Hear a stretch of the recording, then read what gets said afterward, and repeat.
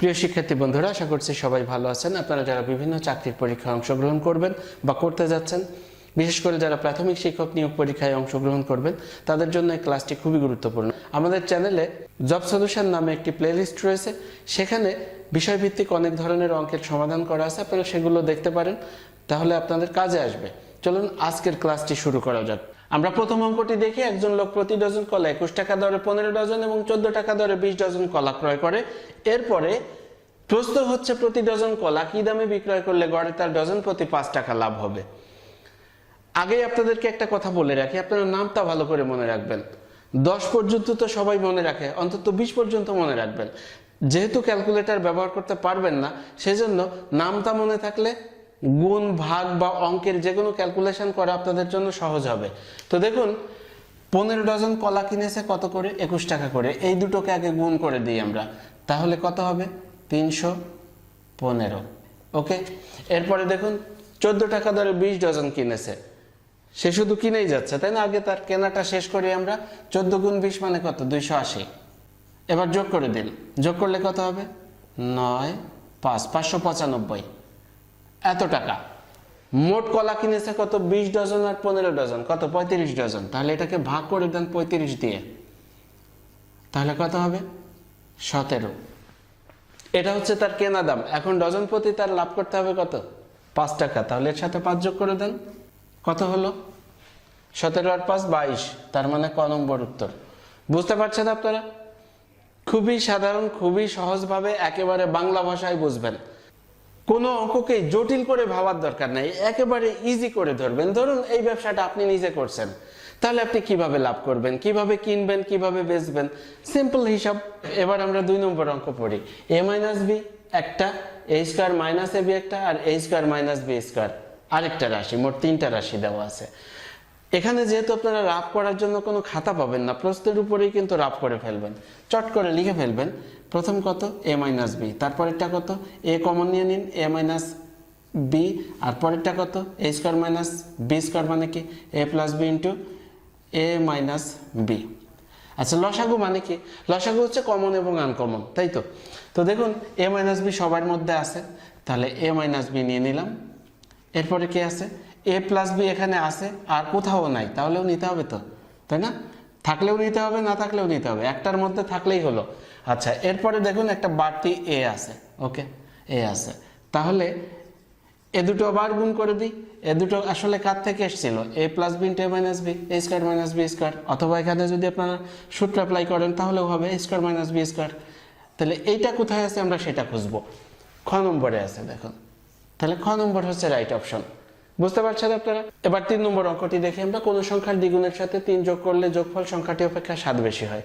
আচ্ছা, ওকে, আমরা এগুলো দেখার আগে আমি দুটো ওয়েতে দেখাবো। তার আগে আপনাদেরকে নর্মালি যেভাবে বীজগণিতের নিয়ম অনুযায়ী সলিউশন করতে হয় সেটি দেখিয়ে দিচ্ছি। সংখ্যাটি কত? আমরা ধরছি x, তার দ্বিগুণের সাথে মানে 2x। কত যোগ করতে হবে? 3। তাহলে এই যোগফলটা কি হবে? সংখ্যাটি অপেক্ষা 7 বেশি হবে। তার মানে কি? x প্লাস 7, তাই না? তাহলে এবার আমরা যেটা করব, এই পাশে x নিয়ে আসবো, 2x মাইনাস এক্স সমান এইটাই পাশে চলে যাবে, তাহলে 7 মাইনাস 3। অতএব x সমান কত হলো? 4। আমরা কিন্তু রেজাল্ট পেয়ে গিয়েছি, তাই না?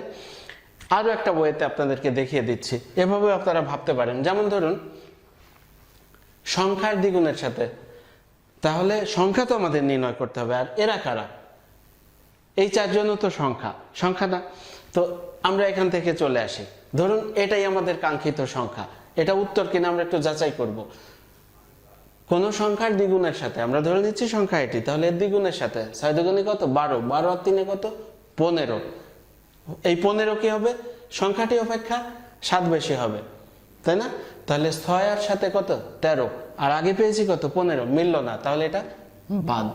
এরপরে আসুন 5, সংখ্যার দ্বিগুণের সাথে 3 যোগ, মানে 5 দ্বিগুণে 10, 10 আর 3 13, আর 7 আর 5 কত? 12, মেলেনি, বাদ। এবার আসুন 3 এর কাছে। ওকে, 3 দ্বিগুণে 6, 6 আর 3 9, এপাশে পেলাম কত? 9। 3 এর সাথে 7 যোগ করুন, 10, 9 আর 10 মিলেছে না? মেলেনি। এবার আসুন 4 এর কাছে। 4 দ্বিগুণে 8, 8 আর 3 কত? 11, 4 এর সাথে কত? 11, তাহলে এভাবেও আমরা কিন্তু বুঝতে পারি, অঙ্ক না করেও আমরা সলিউশন বের করতে পারি। অনেক অঙ্কেই আমরা এই কাজটি করব, তবে সব অঙ্কের ক্ষেত্রেই না, এক একটা এক এক রকম করে একেবারে বাংলায় আমরা বুঝবো। বুঝতে পেরেছেন? সুতরাং একটা বিষয় আপনাদেরকে মনে রাখতে হবে, এই ধরনের অঙ্ক যতই আসুক না কেন সব আপনারা করতে পারবেন, সব সমাধানই আপনাদের হাতে, জাস্ট একটু মাথাটা খাটাবেন, আর কোনো কিচ্ছু না। আমরা পরের অঙ্কটি দেখি। 1 2 4 7 11 অনুক্রমটির নবম পদ কত হবে, তাই না? এখানে ড্যাশ দেওয়া মানে নবম পদটা আমাদের এখানে লিখতে হবে, আর ধারাটা এভাবে চলছে। আসলে এটা ধারা না, এটাকে বলা হয় অনুক্রম। প্রশ্নে অনেক সময় ধারা বলা থাকে, ধারা হলে এখানে প্লাস প্লাস প্লাস প্লাস অথবা minus minus minus minus plus অথবা মাইনাস চিহ্ন থাকতে হবে। তো যাই হোক, ধারা হোক অনুক্রম হোক সেটা বিষয় নয়, বিষয় হচ্ছে ধরলাম এটা ধারাই অথবা অনুক্রম, এর নবম পদটা কত হবে। এখানে কয়টা পদ দেওয়া আছে? 1 2 3 4 5, আরো 4টা পদ আমরা লিখে ফেলবো। এখানে কোনো সূত্র অ্যাপ্লাই করার কোনো প্রয়োজন নেই, জাস্ট এখানে দেখতে হবে 1 এর পরে কত যোগ হয়ে 2 হয়েছে, 1 যোগ হয়ে, ওকে। তারপরে কত? 2 যোগ হয়েছে। তারপরে কত যোগ হয়েছে? 3 যোগ হয়েছে। অর্থাৎ 2 আর 1 এর পার্থক্য কত? 1। 4 আর 2 এর পার্থক্য কত? 2। 7 আর 4 এর পার্থক্য কত? 3। 11 আর 7 এর পার্থক্য কত? 4। তাহলে পরের পার্থক্য কত হবে? 5। তারপরে পার্থক্য কত হবে? 6। তারপরে পার্থক্য কত হবে? 7। তারপরে পার্থক্য কত হবে? 8। বুঝতে পারছেন আপনারা? তাহলে এবার আমরা পরের পদগুলো লিখব। এখানে তো এই পর্যন্ত আছে, 4 পর্যন্ত আছে, 7 সাথে 4 যোগ হয়ে 11 হয়েছে, 11 সাথে 5 যোগ করলে কত হবে? 16। 16, তাহলে 5 শেষ। এরপরে 16 সাথে কত যোগ হবে? 16 সাথে 6 যোগ হবে, তাহলে কত হবে? 22। ওকে, 6 শেষ। এরপরে কত যোগ হবে? 7 যোগ হবে, তাহলে কত হবে? 29। ওকে, 7 শেষ। এরপরে কত যোগ হবে? 8 যোগ হবে, তাহলে কত হয়? 8 আর 9 17, 7 হাতে 1 3 37। তাহলে আছে নাকি এর মধ্যে? আছে তো। বুঝতে পারছেন আপনারা? এবার আমরা এই ধারাটি দেখি তো, 0 3 8 15 অনুক্রমটির অষ্টম পদ হবে কত? আচ্ছা বুঝি আমরা। দেখুন 0 সাথে কত যোগ হয়ে 3, অর্থাৎ 3 এবং 0 এর পার্থক্য কত? 3। আচ্ছা 8 এবং 3 এর পার্থক্য কত? 5। 15 আর 8 এর পার্থক্য কত? 7। বিষয়টা কি বোঝা যায়? দেখুন 3 5 7, তারপরে কত? 9, তারপরে কত? 11, তারপরে কত? 13। এভাবে চলবে না? তো এবার আমরা 0 এর সাথে 3 যোগ করে 3 পাওয়া যায়, 3 এর সাথে আবার 5 যোগ করে 8 পাওয়া যায়, 8 এর সাথে 7 যোগ করে 15 পাওয়া যায়, 15 এর সাথে 9 যোগ করব আমরা, 15 এর সাথে 9 যোগ করলে কত হবে? 24। কত যোগ করেছি? 9 বাদ। 24 এর সাথে কত যোগ করব? 11। 11 যোগ করলে কত হবে? 35। ওকে, 35। 35 এর সাথে কত যোগ করব আমরা? 13। তাহলে কত হয় দেখুন? 8 4। 13 পরে কত আছে? 15। অর্থাৎ বিজোড় সংখ্যাগুলো আসছে। এবার আমরা এটা যোগ করে দিব, যোগ করলে কত হবে? 63। তো আমরা এখন দেখব 63 কোথায় আছে, ক নম্বরে আছে। এটা হচ্ছে রাইট অপশন। অর্থাৎ এই যে যে ক্রমগুলো আসে, অনুক্রম আসে, এটা এক এক সময় এক এক রকম করে দেয়। কোনো সময় দ্বিগুণ দ্বিগুণ করে দিচ্ছে, যেমন 1, তারপরে 2, তারপরে 4, তারপরে 8, তারপরে 16, এভাবে ডাবল ডাবল করে যাচ্ছে। তখন বলে দিচ্ছে যে এততম পদ কত, দশম পদ কত, নবম পদ কত। এখন এই যে দেখুন, আমি 63কে এনে ফিক্সড বললাম কেন? এখানে আছে কয়টা? প্রথম, দ্বিতীয়, তৃতীয়, চতুর্থ, পঞ্চম, ষষ্ঠ, সপ্তম, অষ্টম। আমাদের চেয়েছে কত? অষ্টম পদ, এই জন্য এটার কথা বলেছি। তাহলে অষ্টম পদ হচ্ছে 63, অর্থাৎ ক নম্বর উত্তর। বুঝতে পারছেন? 6 নম্বর অঙ্কটি আমরা দেখি। x⁴ প্লাস x² প্লাস 1 এর একটি উৎপাদক, x² প্লাস x প্লাস 1 অপর উৎপাদকটি কত? এই অঙ্কটি ঠিক বিভিন্নভাবে ঘুরায় আসে। যেমন x এর পরিবর্তে এখানে y বলে দিল, এখানে x এর পরিবর্তে সব জায়গায় y, অথবা a বলে দিচ্ছে, অথবা b বলে দিচ্ছে, অথবা z বলে দিচ্ছে। তো উৎপাদকে বিশ্লেষণ করলে, এটাকে ভাঙলে এটা পাওয়া যাবে। অর্থাৎ যদি এটা x বা y যাই হোক না কেন, মানে যে চলকটা থাকবে তার স্কোয়ার, তারপরে তার পাওয়ার 1, তারপরে 1। মানে যদি a হয় তাহলে a² প্লাস a প্লাস 1, যদি y হয় তাহলে y² প্লাস y প্লাস 1। তো যেভাবেই দেখ না কেন, এটা x এ আছে, আমরা x এর কথাই বলি। তাহলে অপর উৎপাদকটি কত? x² minus x plus 1। কিছু কিছু জিনিস আমাদের মনে রাখতে হয়। তো এটা কোনোদিনই উৎপাদকে বিশ্লেষণ করলে x square plus X plus one into x square minus x plus one এর বাইরে কিচ্ছু আসবে না, কোনোদিনই আসবে না। তো যাই হোক, এটা মুখস্থ বলেই যে আমরা মুখস্থ রাখবো এমনটাও না, আমরা একটু সমাধানও করে দেখব। দেখুন, এটাকে আমরা উৎপাদকে বিশ্লেষণ করি। এক্স টু দি পাওয়ার 4 কে আমরা কি লিখতে পারি? এক্স স্কোয়ার হোল স্কোয়ার লিখতে পারি না? পাওয়ারে পাওয়ারে আবার 4 হয়ে যায়, মানে 2 গুণ হলে 4 হয়। আচ্ছা, যাই হোক, এক্স স্কোয়ার অর্থাৎ প্লাস এক্স স্কোয়ারকে আমরা একটু বেশি লিখলাম, কথা বেশি বলছি তো এই জন্য একটা বেশি লিখলাম। প্লাস 1কে 1 স্কোয়ার তো লিখতে পারি, তাই না? সেটা লেখা যায়, কিন্তু এটা তো লেখা যায় না। তো ঠিক আছে, লেখা যাবে না কেন? আমরা পারি লিখতে, লিখে ফেলেছি যেহেতু লিখেছি, সমস্যা নেই। দুটোর থেকে একটা বাদ দিয়ে দিলাম, তাহলে তো হলো। এবার আর প্রশ্ন নেই, তাই না? তো যাই হোক, এটা হচ্ছে এ, তার উপরে কি আছে? এ স্কোয়ার প্লাস 2a। আচ্ছা, এখানে সন্দেহ থাকতে পারে, আবার একটা 1ও দিয়ে দিলাম, তাহলে তো সমস্যা নাই। ওকে, তাহলে 2ab প্লাস বি স্কোয়ার মানে কি? এ, এটা হচ্ছে এ প্লাস বি, বি মানে কত? 1, তার উপরে স্কোয়ার, আর এখানে যা আছে এটা থাকলো। এবার পুরোটাকে আপনারা এ বলেন আর এটাকে বি বলেন, তাহলে কি? এ স্কোয়ার মাইনাস বি স্কোয়ার। ওকে, এর সূত্র কি? এ প্লাস বি ইন্টু এ মাইনাস বি। এ মানে কত? এই হচ্ছে এ লিখলাম, প্লাস বি, বি কত? এক্স। ওকে, ইন্টু এ লিখি আগে, এ কত? এক্স স্কোয়ার প্লাস 1, এটা হচ্ছে এ লিখেছি, মাইনাস বি। বুঝতে পারছেন আপনারা? এইটা হচ্ছে এইটা, আরেকটা কত? এইটা। তো একটু এক্সটাকে বাম পাশে এনে দেন, সমস্যা নেই। X square plus X plus 1, আর এখানে কত? X square minus x plus 1। এই তো, আর কিছু না। অর্থাৎ এইটাকে, এই যে রাশিটি, এটাকে যদি আমরা উৎপাদকে বিশ্লেষণ করি, এর বাইরে কোনোদিনই আসবে না। তাহলে একটু মনে রাখতে অসুবিধা কি, তাই না? ওকে, তাহলে উত্তর কোনটা? ক নম্বর। পরের অঙ্কটি আমরা দেখি। ঢাকা থেকে রংপুরের দূরত্ব 45 মাইল। হাসান ঘন্টায় 3 মাইল বেগে এবং শাহিন ঘন্টায় 4 মাইল বেগে হাঁটে। হাসান ঢাকা থেকে রওনা হওয়ার 1 ঘন্টা পর। কে? হাসান। কোথা থেকে? ঢাকা থেকে। হাসান ঢাকা, মনে রাখবেন। শাহিন রংপুর থেকে রওনা দেবে, ঢাকার দিকে রওনা হলো। কে আগে রওনা দিয়েছে? হাসান রওনা দিয়েছে। কোথা থেকে? ঢাকা থেকে। ওকে, শাহিন কত মাইল হাঁটার পর হাসানের সাথে দেখা হবে? তো যাই হোক, আমরা একটা চিত্র এঁকে বোঝার চেষ্টা করি। ধরুন এটা হচ্ছে ঢাকা আর এইটা হচ্ছে রংপুর। আচ্ছা, ঢাকা থেকে কে যাবে?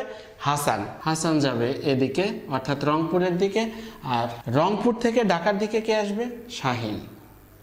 আগে আমরা চিহ্নিত করে নিলাম। এত সময় তো আপনারা পাবেন না, তাই না? আগে বুঝে নিন, বুঝতে পারলে সহজেই, অর্থাৎ 10 সেকেন্ড 20 সেকেন্ডের মধ্যে সমাধান করতে পারবেন। শাহিন আসবে এদিকে, অর্থাৎ রংপুর থেকে ঢাকার দিকে আসবে। কে আগে রওনা দিয়েছে? হাসান ঢাকা থেকে রওনা দিয়েছে।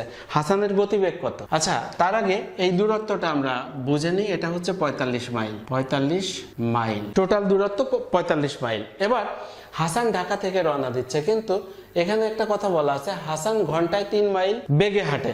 তো যাই হোক, হাসান যদি 1 ঘন্টা চলে, সে কতটুকু যাবে? 3 মাইল যাবে। তাহলে আর পথ বাকি আছে কোথায়? এখন কিন্তু আর হাসান ঢাকা নেই, ঢাকা থেকে 3 মাইল সামনে রংপুরের দিকে চলে গিয়েছে। তাহলে পথ বাকি আছে কতটুকু? আর 45 বিয়োগ 3 মানে কত? 42 মাইল। আগে আমরা মাইলের হিসাবে আসি। তাহলে হাসানের পজিশন এখন এইটা, আর শাহিনের পজিশন রংপুরেই আছে। এবার কিন্তু তারা একসাথে রওনা দিবে, কারণ 1 ঘন্টা সে বসেছিল, তো 1 ঘন্টা পরে তো তারা একসাথেই রওনা দিচ্ছে, তাই না? তো যাই হোক, এখন যদি হাসান এদিকে যায়, সে যাবে 3 মাইল, এ যাবে কতটুকু? 4 মাইল, কারণ শাহিন 4 মাইল বেগে হাঁটে। তাহলে 1 ঘন্টায় তারা তো সামনাসামনি আসছে। ও 4 মাইল অতিক্রম করে আসছে, এ 3 মাইল অতিক্রম করে যাচ্ছে। তাহলে কতটুকু কাছে আসলো? তারা 7 মাইল কাছে এসেছে। তার মানে 4 যোগ 3, 1 ঘন্টা যদি তারা হাঁটে একই সাথে একই দিকে, তাহলে তারা কতটুকু পথ যাবে? 7 মাইল যাবে। সময় নেবে কতটুকু? 1 ঘন্টা। তাহলে কত মাইল হাঁটার পরে, সেই ব্যাপারটাতে আমরা পরে আসি। এই যে আমাদের পথ বাকি আছে কতটুকু? 42 মাইল। এখন তারা একসাথেই তো হাঁটছে, তাহলে আমরা এই যে মাইল, 1 ঘন্টা হাঁটলে যত মাইল, এটাই তো এককে আছে, তাই না? 7 দিয়ে আমরা ভাগ করে দিব। তাহলে কত পেলাম? সময় পেলাম 6 ঘন্টা। যেহেতু মাইলকে মাইল দিয়ে ভাগ করে দিয়েছি, মানে কি সময় পাওয়া গেল। দুইজনেরই 6 ঘন্টা হাঁটতে হবে। এই জায়গা থেকে, নর্থ ঢাকা থেকে হাসান যাবে এখান থেকে, শাহিন আসবে এই জায়গা থেকে, তাই না? হাসান এই জায়গা থেকে যাবে, কারণ সে কিন্তু 3 মাইল দূরে সরে গিয়েছে।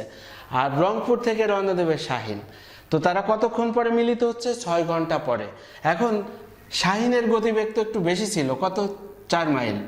এই 6 ঘন্টায় শাহিন কতটুকু যাবে? 24 মাইল। বুঝতে পারছেন আপনারা? একেবারেই সহজ, কিন্তু ঘ নম্বর হচ্ছে আমাদের সঠিক উত্তর। এবারের একটা মজার অঙ্ক দেখুন, শতকরা 1 টাকা হার সুদে 1 টাকার সুদ 1 টাকা কত বছরে হবে? ওকে, যদি এখানে চক্রবৃদ্ধি হতো তাহলে কিন্তু এটা বলা থাকতো, তাহলে আমাদেরকে বুঝে নিতে হবে এটা সরল মুনাফার অঙ্ক। সরল মুনাফাকে আই দ্বারা প্রকাশ করে আপনারা জানেন নিশ্চয়ই, আর আই সমান PNR। বুঝতে পারছেন? তো এখানে দেখুন আই সমান কত? আই মানে কি? সুদ। সুদ কত? 1 টাকা। আয়ের মান 1। ওকে, কত টাকা? মূলধন কত টাকা? 1 টাকার। তাহলে পি এর মান কত? 1। আচ্ছা, আমার তো বছর বের করতে হবে, তার মানে এন এর মান আমরা জানি না। আর কি? সুদের হার। সুদের হার কত? শতকরা 1 টাকা। শতকরা 1 টাকা মানে কি? 100 টাকায় 1 টাকা, তার মানে 1/100। শতকরা 1 বলা মানে কি? 1% সমান কত? পার্সেন্ট যদি আমরা তুলে দিই তাহলে নিচে 100 হয়ে যাবে। এই তো। এখন তাহলে কি দাঁড়ালো? 1 সমান 1 n আর 1 গুণ করলে কত হবে? n/100। কোনাকুনি গুণ করে দেন। n সমান কত? 100। n কি? বছর। তাহলে কি 100 বছরে? গ নম্বর হচ্ছে আমাদের সঠিক উত্তর, 100 বছরে। বুঝতে পারছেন আপনারা? সহজে এইভাবে ক্যালকুলেশনটা করে নিতে পারেন। তবে সেই ক্ষেত্রে এই সূত্রটা মনে রাখতে হবে, সরল মুনাফা আই সমান PNR। পি হচ্ছে মূলধন, এন হচ্ছে সময়, আর হচ্ছে মুনাফার হার, আর আইটা কি? টোটাল মুনাফা। এখন যার যার মান বসিয়ে আমরা এন এর মানটা বের করে ফেললাম। আবার যদি আপনারা ঐকিক নিয়মেও করেন তাহলেও আসবে, কিন্তু এটা বেশি ইজি। পরের অঙ্কটি আমরা দেখি, একটি ভগ্নাংশের লব ও হরের পার্থক্য 1 এবং সমষ্টি 7 হলে ভগ্নাংশটি কত? আমরা যদি নরমালি করি তাহলে দেখুন এখানে কিন্তু একটা টুইস্ট আছে, বুঝতে হবে একটা ব্যাপার। আমরা ধরে নিচ্ছি লব x আর হর হচ্ছে y, তাহলে শর্ত অনুযায়ী x মাইনাস y সমান 1 আর x প্লাস y সমান হচ্ছে 7। লব এবং হরের পার্থক্য 1 আর লব এবং হরের যোগফল 7, তাহলে যোগ করে দিলে y y কেটে যাচ্ছে, তাহলে 2x সমান কত হচ্ছে? 8। x সমান কত হচ্ছে? 4। x সমান যদি 4 হয় তাহলে এখানে আমরা মান বসিয়ে দিই, অথবা এখানে মান বসিয়ে দিই। 4 প্লাস y সমান 7, অতএব y সমান কত? 3 হয়ে যায়। তার মানে x এর মান 4, y এর মান 3, তার মানে x ডিভাইডেড বাই y, এটা সমান কত? x এর মান কত? 4, y এর মান 3। বিষয়টা বুঝতে পারছেন? সেক্ষেত্রে আমরা গ নম্বর উত্তর পাচ্ছি। কিন্তু যদি আপনারা কখনো অপশন টেস্ট করেন, যেমন ধরুন এখানে লব এবং হর এদের যোগফল কত? 3 আর 4 7, আবার এদের পার্থক্য কত? 1, তাহলে এটাও তো শর্ত মানে, তাই না? না, মানে না। এই ব্যাপারটা কিন্তু আপনাদের খেয়াল রাখতে হবে যে অপশন টেস্ট করতে গেলে অনেক সময় আপনারা ধরাও খেতে পারেন, এই জন্য বুঝে নিতে হবে। হ্যাঁ, আবার ধরা খাবেন না যদি অর্থ ঠিক মতো বোঝেন। লব ও হরের পার্থক্য, তার মানে লব বড় হর ছোট, এটা বুঝতে হবে। এত বড় সলিউশন না করলেও আমরা পারি যদি আমরা টেকনিকটা অবলম্বন করি। তাহলে দেখুন লব ও হরের পার্থক্য 1, তাই না? তার মানে কি বোঝাচ্ছে? লব বড় হর ছোট। লব বড় হর ছোট, উপরেরটা বড় নিচেরটা ছোট। এখানে কি আছে? উপরেরটা ছোট নিচেরটা বড়, বাদ। উপরেরটা ছোট নিচেরটা বড়, বাদ। উপরেরটা ছোট নিচেরটা বড়, বাদ। তাহলে কে আছে? শুধুমাত্র গ নম্বর আছে। বুঝতে পারছেন আপনারা? একেবারে মুহূর্তের মধ্যে বোঝার জন্য আপনারা এটা ধরতে পারেন যে এখানে দেখুন লব এবং হরের পার্থক্য, বলেনি তো হর ও লবের পার্থক্য। লব ও হরের পার্থক্য মানে লব বড় হর ছোট। এবার আপনারা শর্ত মিলিয়ে দেখুন, 4 থেকে 3 বিয়োগ করলে 1, 4 আর 3 এ 7, তাহলে এত বড় অঙ্ক করার কি দরকার? বুঝতে পারছেন? উত্তর আমরা পেয়ে গিয়েছি কত? গ নম্বর। পরের অঙ্কটি আমরা দেখি, x plus 1 divided by x সমান 5 হলে x divided by x square plus x plus 1 এর মান কত? এরকম কিন্তু অনেক অঙ্ক আছে এই টাইপের। তো আমি একটু বুঝিয়ে দিচ্ছি আপনাদের। এই যে যেখানে মান দেওয়া আছে এখান থেকে আমরা কাজ শুরু করব। এখানে দেখুন লসাগু করে দিব। এখানে একটা ভগ্নাংশ, এখানে ভগ্নাংশ নেই, কিন্তু আমরা এটাকে ভগ্নাংশ ধরে নিব। এর নিচে তো মনে মনে 1 আছে, তাহলে কি হবে, এক্স হচ্ছে লসাগু। 1 দিয়ে এক্সকে, মানে এর নিচে মনে মনে 1 আছে, আমরা একটু বসিয়ে দিই। 1 দিয়ে এক্সকে ভাগ করলে এক্স, এক্স আর এক্সে গুণ করলে কত হয়, এক্স স্কোয়ার, প্লাস এক্স দিয়ে এক্সকে ভাগ করলে কত, 1, 1 দিয়ে 1কে গুণ করলে 1 সমান কত, 5, তাই না? এবার আমরা কোনাকুনি গুণ করে দিব, এক্স স্কোয়ার প্লাস 1 সমান কত, 5x। এইবার এই জায়গাতে আসি, দেখুন উপরে কত আছে, X divided by X square plus X plus 1। আমরা কি লিখতে পারি, এই যে এক্স স্কোয়ার আর প্লাস 1 এই দুটো মিলে কত, 5x। তাহলে 5x আর এখানে কত আছে, প্লাসের x, মানে কত, x বাই 6x সমান x কেটে দেন, উপরে 1 নিচে 6। তাহলে আমরা রেজাল্ট পেয়ে গেলাম। এরকম কিন্তু অনেক অঙ্ক আছে, আর এই ধরনের একটা অঙ্ক থাকার সম্ভাবনা খুব জোরালো। Thrice X plus thrice Y plus thrice Z সমান 90 হলে এক্স ওয়াই ও জেড এর গড় মান কত? যখন গড় মানের কথা বলা হবে তখন আপনারা সবাইকে সমান ধরে নেবেন গড় মান বললে। তাহলে এক্স ওয়াই জেড আর কেউ না, শুধুমাত্র একজন, হয় এক্স না হলে ওয়াই না হলে জেড। তো আমরা সবাইকে এক্স মনে করছি। তাহলে thrice X plus thrice Y নয়, থ্রাইস এক্স, তারপরে থ্রাইস জেড নয়, থ্রাইস এক্স। তাহলে এখানে কত হলো, 3টা এক্স 3টা এক্স 3টা এক্স, মোট কয়টা এক্স, 9টা এক্স। 9টা এক্স সমান কত, 90। এটা হচ্ছে 9x সমান 90। তাহলে এক্স সমান কত, দেখুন ভাগ করে দিলে কত পাওয়া যায়, 10।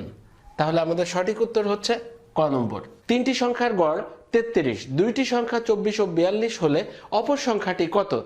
আমরা সমষ্টি বের করি কিভাবে, গড়কে ওই সংখ্যা দ্বারা গুণ করি। তাহলে 3টি সংখ্যার গড় হচ্ছে 33, তাহলে 3টি সংখ্যার সমষ্টি কত, 33 গুণ হচ্ছে 3, যেহেতু 3টি সংখ্যার তার মানে 99। আচ্ছা, এখন দুটো সংখ্যা দেওয়া আছে 24 আর 42, যোগ করলে কত হয়, 66।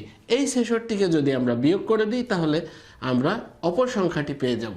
বুঝতে পারছেন আপনারা?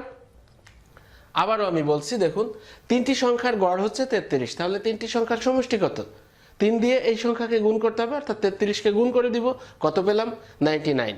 আর যে দুটো সংখ্যা দেওয়া আছে তাদেরও সমষ্টি বের করে ফেললাম, 24 আর 42কে যোগ করলে কত হয়, 66। এবার এই 66 কি করব, ওই 3টা সংখ্যার থেকে দুটো সংখ্যা বিয়োগ করে দিব, অর্থাৎ 99 থেকে 66 বিয়োগ করে দিলে আমরা 33 পাই। সঠিক উত্তর কোনটা, গ নাম্বার। একটি সংখ্যা 742 থেকে যত বড়, 830 থেকে তত ছোট সংখ্যাটি কত? যত বড় তত ছোট, যত ছোট তত বড়, এই টাইপের অঙ্ক হলে আপনারা যেটা করবেন, সংখ্যা দুটোর গড় বের করে ফেলবেন। তার মানে হচ্ছে দুটো সংখ্যাকে যোগ করে 2 দিয়ে ভাগ করে দিবেন।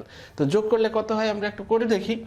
742 যোগ হচ্ছে 830, তার মানে কত, 2 7 8 7 15। তাকে আমরা 2 দিয়ে যদি ভাগ করি তাহলে এখানে যাবে কত, 7 বার, তারপরে 1 থাকে, 8 দুগুণে 16, তারপরে আবারও 1 থাকে, 6, অর্থাৎ 786।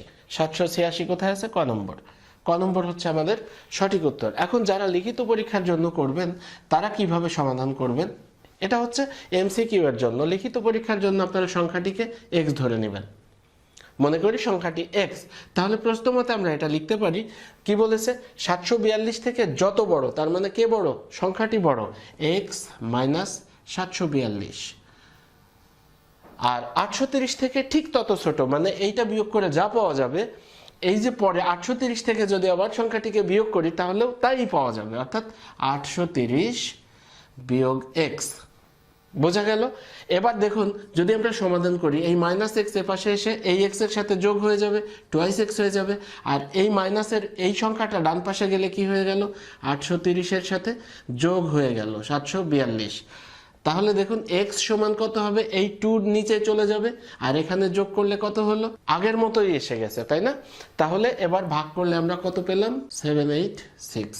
250 টাকার শতকরা কত সমান 10 টাকা? এই ধরনের অঙ্ক, এই যে টাকার পরিমাণ দেওয়া থাকবে আর শতকরা করার পরে কত আসবে সেটাও দেওয়া থাকবে। যেমন এখানে টোটাল টাকা 250 টাকা সমান কত, 10 টাকা। কিসের সমান, শতকরা কত এর সমান, তাই না?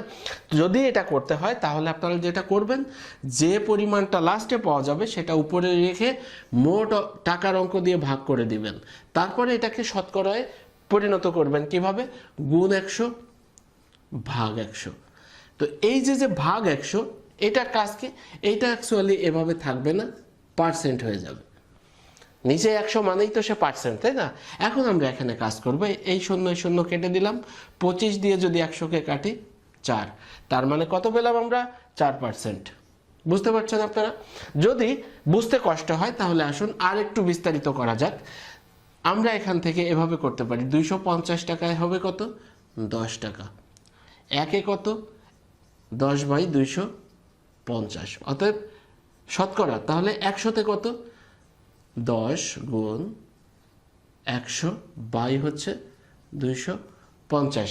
যেহেতু শতকরায় বের করবো, লাস্টে একটা পার্সেন্ট কিন্তু দিতে হবে, তাই না? তাহলে আমরা এখানে পার্সেন্ট দিয়ে দিব। আচ্ছা, এটা হচ্ছে আপনাদের সংক্ষেপে বোঝার জন্য, আমি বিস্তারিত লিখলাম না। তাহলে দেখুন আগের মতোই ফরম্যাট চলে আসছে।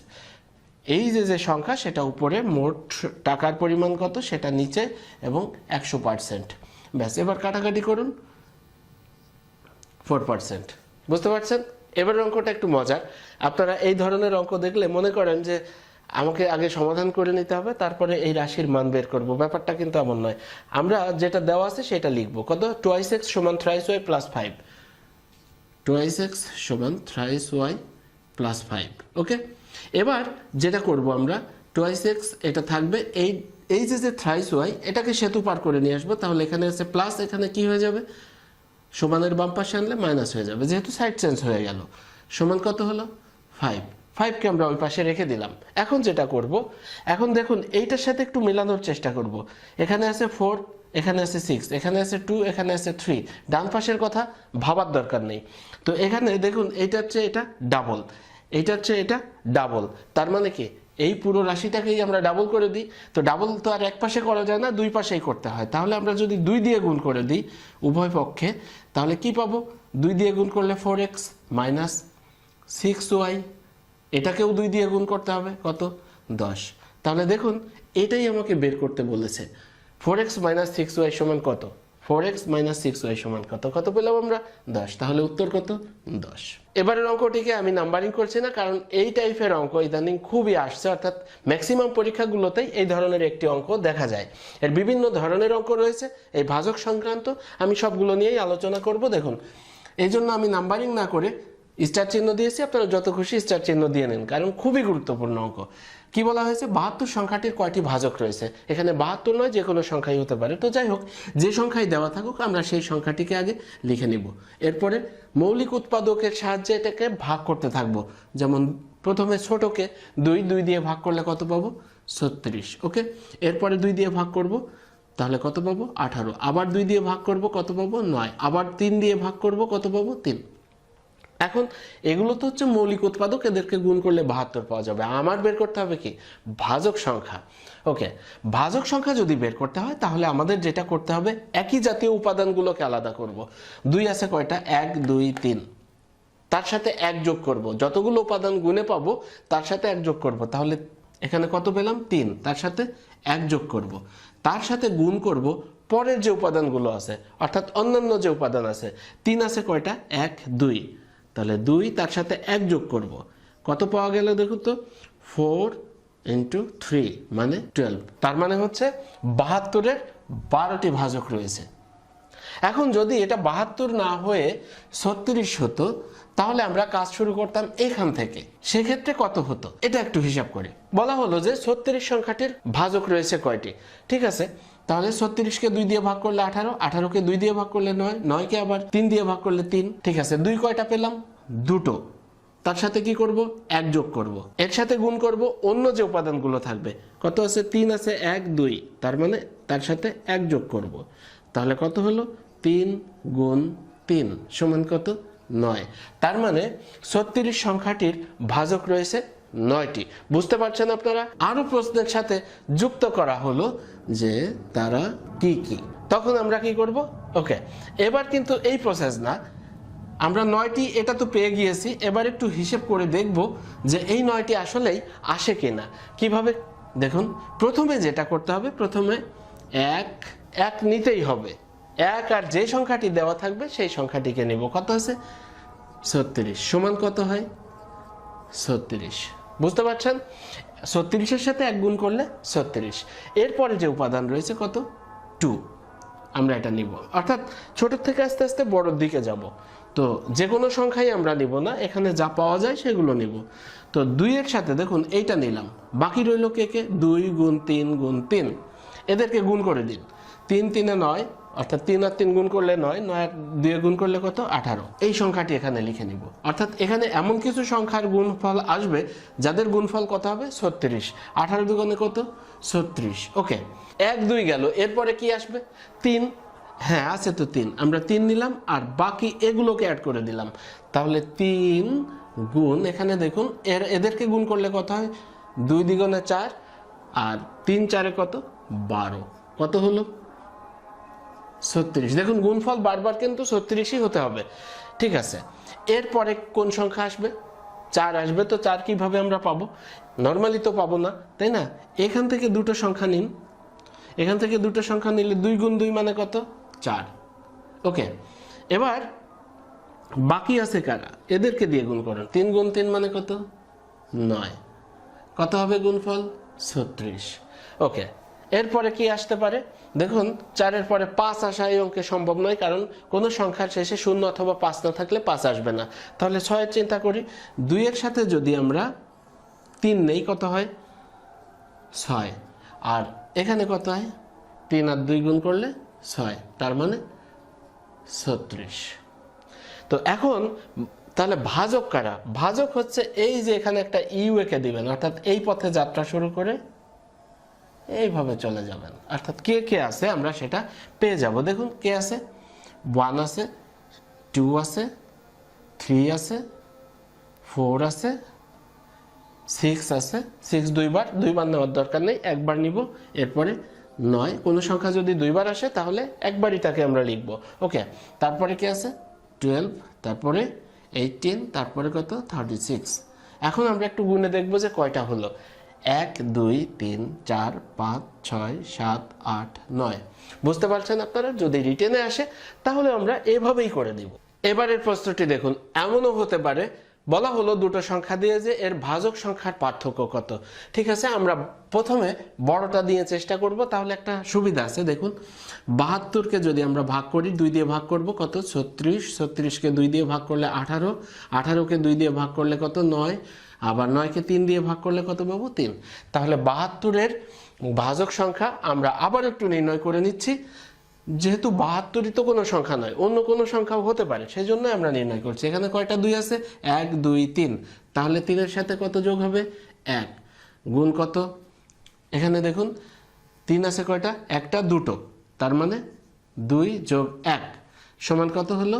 4 × 3 মানে হচ্ছে 12। একটা পেলাম, 72-এর হচ্ছে 12। পার্থক্য যেহেতু বিয়োগ করতে হবে, এবার আমরা কি করব? 36-এরটা বের করব। তো 36-এর বের করার জন্য উপরের এই অংশটা মুছে দিলাম, তাহলেই তো হয়ে গেল, তাই না? তো এখানে কি হচ্ছে? 2 আছে, একটা, দুটো, তার মানে এই 3-এর পরিবর্তে 2 হয়ে গেল, 3 ঠিক ছিল। তো সেক্ষেত্রে কত হবে? 4-এর জায়গায় হয়ে যাচ্ছে 3, এখানে কত হয়ে যাচ্ছে? 9। তার মানে 12 - 9 = 3। বুঝতে পারছেন? ঠিক একইভাবে আপনাদের জন্য আমি একটা অঙ্ক দিয়ে দিই। 64 ও 32 এর ভাজক সংখ্যার পার্থক্য কত? এটা আপনারা বের করে কমেন্টে জানিয়ে দেবেন। এবারের অঙ্কটিও খুবই গুরুত্বপূর্ণ এবং তারকা চিহ্নিত। এই ধরনের অঙ্ক, অর্থাৎ গমের পরিবর্তে এখানে ধান, চাল, অন্য কিছু, এবং পার্সেন্টের পরিবর্তে, টাকার পরিবর্তে এখানে টাকা, অন্য টাকা আসতে পারে, বা টাকার সংখ্যা চেঞ্জ হতে পারে, কিন্তু এই টাইপের অঙ্ক মাঝে মধ্যেই আসে এবং আপনারা যারা পরীক্ষায় অংশগ্রহণ করবেন তাদের জন্য এটা খুবই গুরুত্বপূর্ণ। আমরা পড়ি অঙ্কটি, গমের মূল্য 15% কমে যাওয়ায় 6000 টাকায় পূর্বাপেক্ষা 1 কুইন্টাল গম বেশি পাওয়া যায়।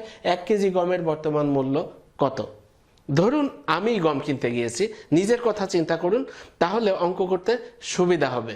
আমি 6000 টাকা নিয়ে বাজারে গিয়েছি, তো যে হিসাব করে নিয়ে গিয়েছি তাতে দেখা গেল যে না, দাম ওই পরিমাণ নাই, দাম কমে গিয়েছে। কত পার্সেন্ট কমেছে? 15%। তার মানে যেখানে আমি হিসাব করেছিলাম 100 টাকা, সেখানে আমাকে এখন হিসাব করতে হচ্ছে 85 টাকায়। সেইভাবে হিসাব করে আমি 6000 টাকা নিয়ে গিয়েছি বাজারে। তো ঠিক আছে, এখন আমার উদ্দেশ্য হচ্ছে যে আমি টাকা ফেরত নিয়ে আসবো না, টাকা 6000 টাকারই গম কিনে নিয়ে আসবো। তাহলে কি হলো ঘটনা, 1 কুইন্টাল গম বেশি পেলাম। ওকে, আমরা একটু ভেঙে ভেঙে যাওয়ার চেষ্টা করি।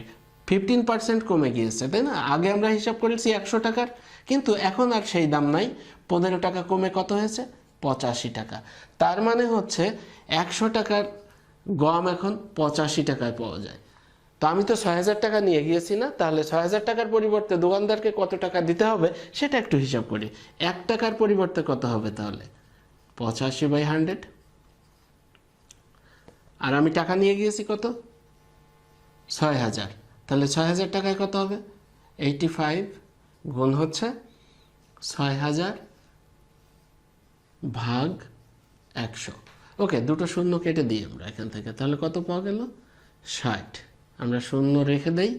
5 6 কত? 30-এর শূন্য হাতে 3, আর 6 48 আর 3 51। তার মানে 6000 টাকার গম আমরা পাচ্ছি কত?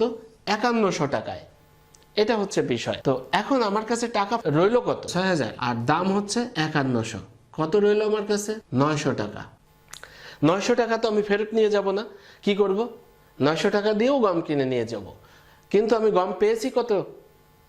1 কুইন্টাল, মানে 100 কেজি। অর্থাৎ এই 900 টাকা দিয়ে আমি 100 কেজি গম পাচ্ছি।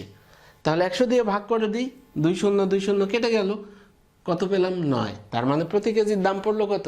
9 টাকা। সঠিক উত্তর কত? গ, 9 টাকা।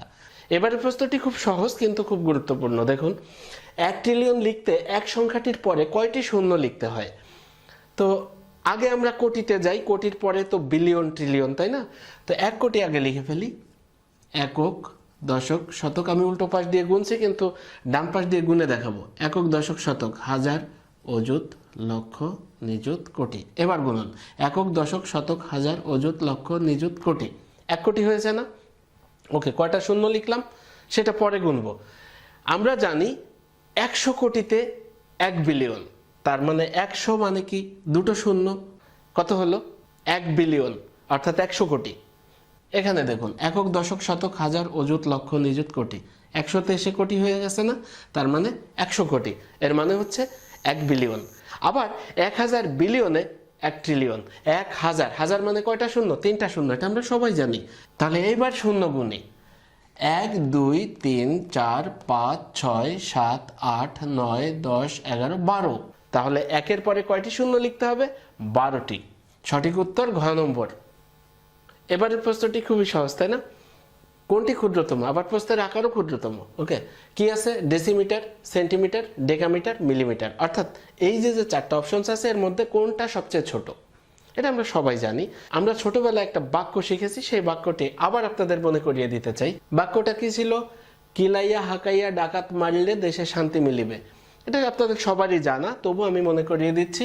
দেখুন, উচ্চারণের কাছাকাছি যারা আসে, কিলাইয়া কিলো, হাকাইয়া হেক্টো, ডাকাত থেকে ডেকা, মারিলে মিটার, দেশে ডেসি, শান্তি সেন্টি, মিলিবে মিলি।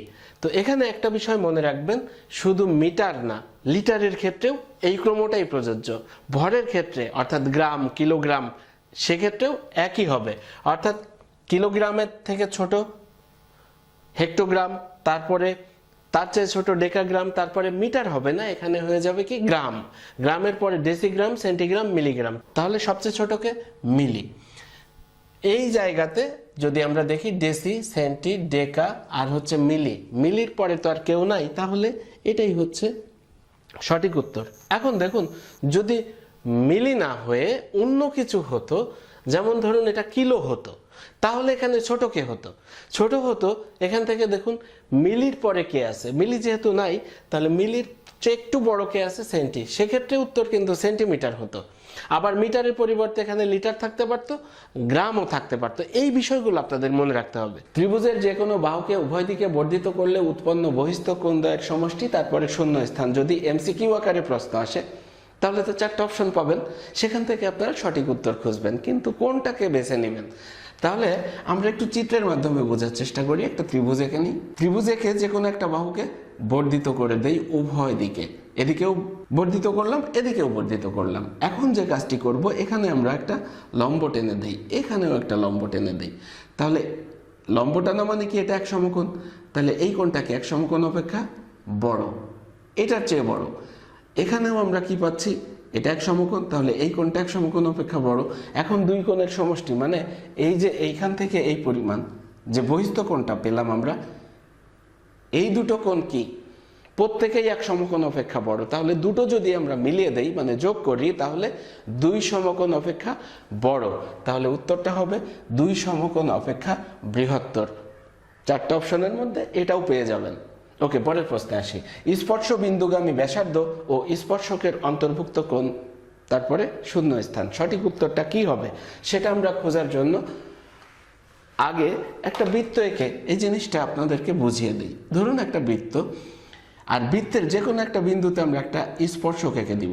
স্পর্শক আঁকা মানে কি, পরিধিকে স্পর্শ করে একটা সরলরেখা যাবে, আর এই পরিধি এবং স্পর্শক একটা বিন্দুতেই সঠিকভাবে মিলিত হয়। আমরা ধরে নিচ্ছি সেটাই বিন্দু। আর বৃত্তের কেন্দ্র যদি এটা হয়, তাহলে এটা হচ্ছে কি ব্যাসার্ধ। স্পর্শকের উপর একটা ব্যাসার্ধ, অর্থাৎ স্পর্শক যে বিন্দুতে স্পর্শ করবে সেই বিন্দু থেকে যদি কেন্দ্র যোগ করি, তাহলে কি হলো, এটা একটা ব্যাসার্ধ পেলাম। আর এরা সবসময়ই 90 ডিগ্রি কোণে থাকে। কত ডিগ্রি? 90 ডিগ্রি, আজীবনই। এটাই নিয়ম জ্যামিতির। তাহলে স্পর্শ বিন্দুগামী ব্যাসার্ধ আর স্পর্শক পরস্পর লম্ব, তার মানে তাদের অন্তর্ভুক্ত কোণ অলওয়েজ 90 ডিগ্রি, কোনোদিনই এদিক সেদিক হবে না। তাহলে উত্তর কি হবে, এক সমকোণ বা 90 ডিগ্রি। দুটো উত্তরই কিন্তু থাকতে পারে, 90 ডিগ্রিও থাকতে পারে, এক সমকোণও থাকতে পারে। 3 নম্বর প্রশ্নটি দেখি। 3 কোণ দেওয়া থাকলে যে সকল ত্রিভুজ আঁকা যায় তাদেরকে কি ত্রিভুজ বলে? আচ্ছা, যদি ত্রিভুজের বাহু দেওয়া না থাকে, মনে রাখবেন যদি বাহু দেওয়া না থাকে, শুধুমাত্র কোণ থাকে, তাহলে তো আমরা বাহু ইচ্ছা মতো ছোট বড় দিতে পারি, কোনো সমস্যা নেই। তাহলে কোণ যদি ঠিক রেখে একাধিক ত্রিভুজ আমরা আঁকি, প্রত্যেকটা ত্রিভুজই হবে সদৃশ ত্রিভুজ অথবা সদৃশ কোণী ত্রিভুজ, যে কোনো একটা অপশন থাকবে। আমরা উত্তর দেখব সদৃশ কোণী ত্রিভুজ অথবা সদৃশ ত্রিভুজ। বুঝতে পেরেছেন? 4 নম্বর প্রশ্নটি পড়ি। একটি সুষম ষড়ভুজের অন্তঃকোণের পরিমাণ, তারপরে শূন্য স্থান। মানে সুষম ষড়ভুজের অন্তঃকোণের পরিমাণ কত? এখানে শুধু ষড়ভুজ না, সপ্তভুজ হতে পারে, অষ্টভুজ হতে পারে, বা যে কোনো বহুভুজ হতে পারে। তাহলে এদের যে কোণের পরিমাণ, অন্তঃকোণ বলতে এই কোণের পরিমাণ কত অথবা এই কোণের পরিমাণ কত, এরা কিন্তু সবাই সমান। কেন সমান? যেহেতু সুষম বলেছে, মানে প্রত্যেক বাহুই সমান, সেই জন্য এরা সবাই সমান। আর এই কোণের পরিমাণই বের করতে বলেছে। একটা সূত্র মনে রাখবেন, শুধু ষড়ভুজ না, যে কোনো ভুজ আসুক কোনো সমস্যা নেই, ভুজ যত থাকবে ত্রিভুজ তার থেকে দুটো কম তৈরি হবে। কত? এখানে ষড়ভুজ মানে 6, তাহলে ত্রিভুজ হবে কয়টা? 2টা কম, মানে 4টা। এর সাথে 180 দিয়ে গুণ করে দিবেন। 180 দিয়ে গুণ করলে কত হবে? 720। অবশ্যই এখানে ডিগ্রি হবে। এই 720 ডিগ্রি কি? 720 ডিগ্রি হচ্ছে প্রত্যেকটা কোণ যোগ করলে, মানে যতগুলো কোণ আছে সবাইকে যোগ করলে 720 হবে। এবার কোণ কয়টা? যতগুলো বাহু থাকবে ততগুলো কোণ থাকবে। এটা শুধু ষড়ভুজ না, যে কোনো বহুভুজের ক্ষেত্রেই যতগুলো বাহু থাকবে ততগুলো কোণ থাকবে। তাহলে বাহু ছিল 6টা, কোণও আছে 6টা। আমরা একটু গুণে দেখি, 1 2 3 4 5 6। তাহলে এটাকে 6 দিয়ে ভাগ করে দিবেন। 6 দিয়ে ভাগ করলে কত হয়? 120 ডিগ্রি।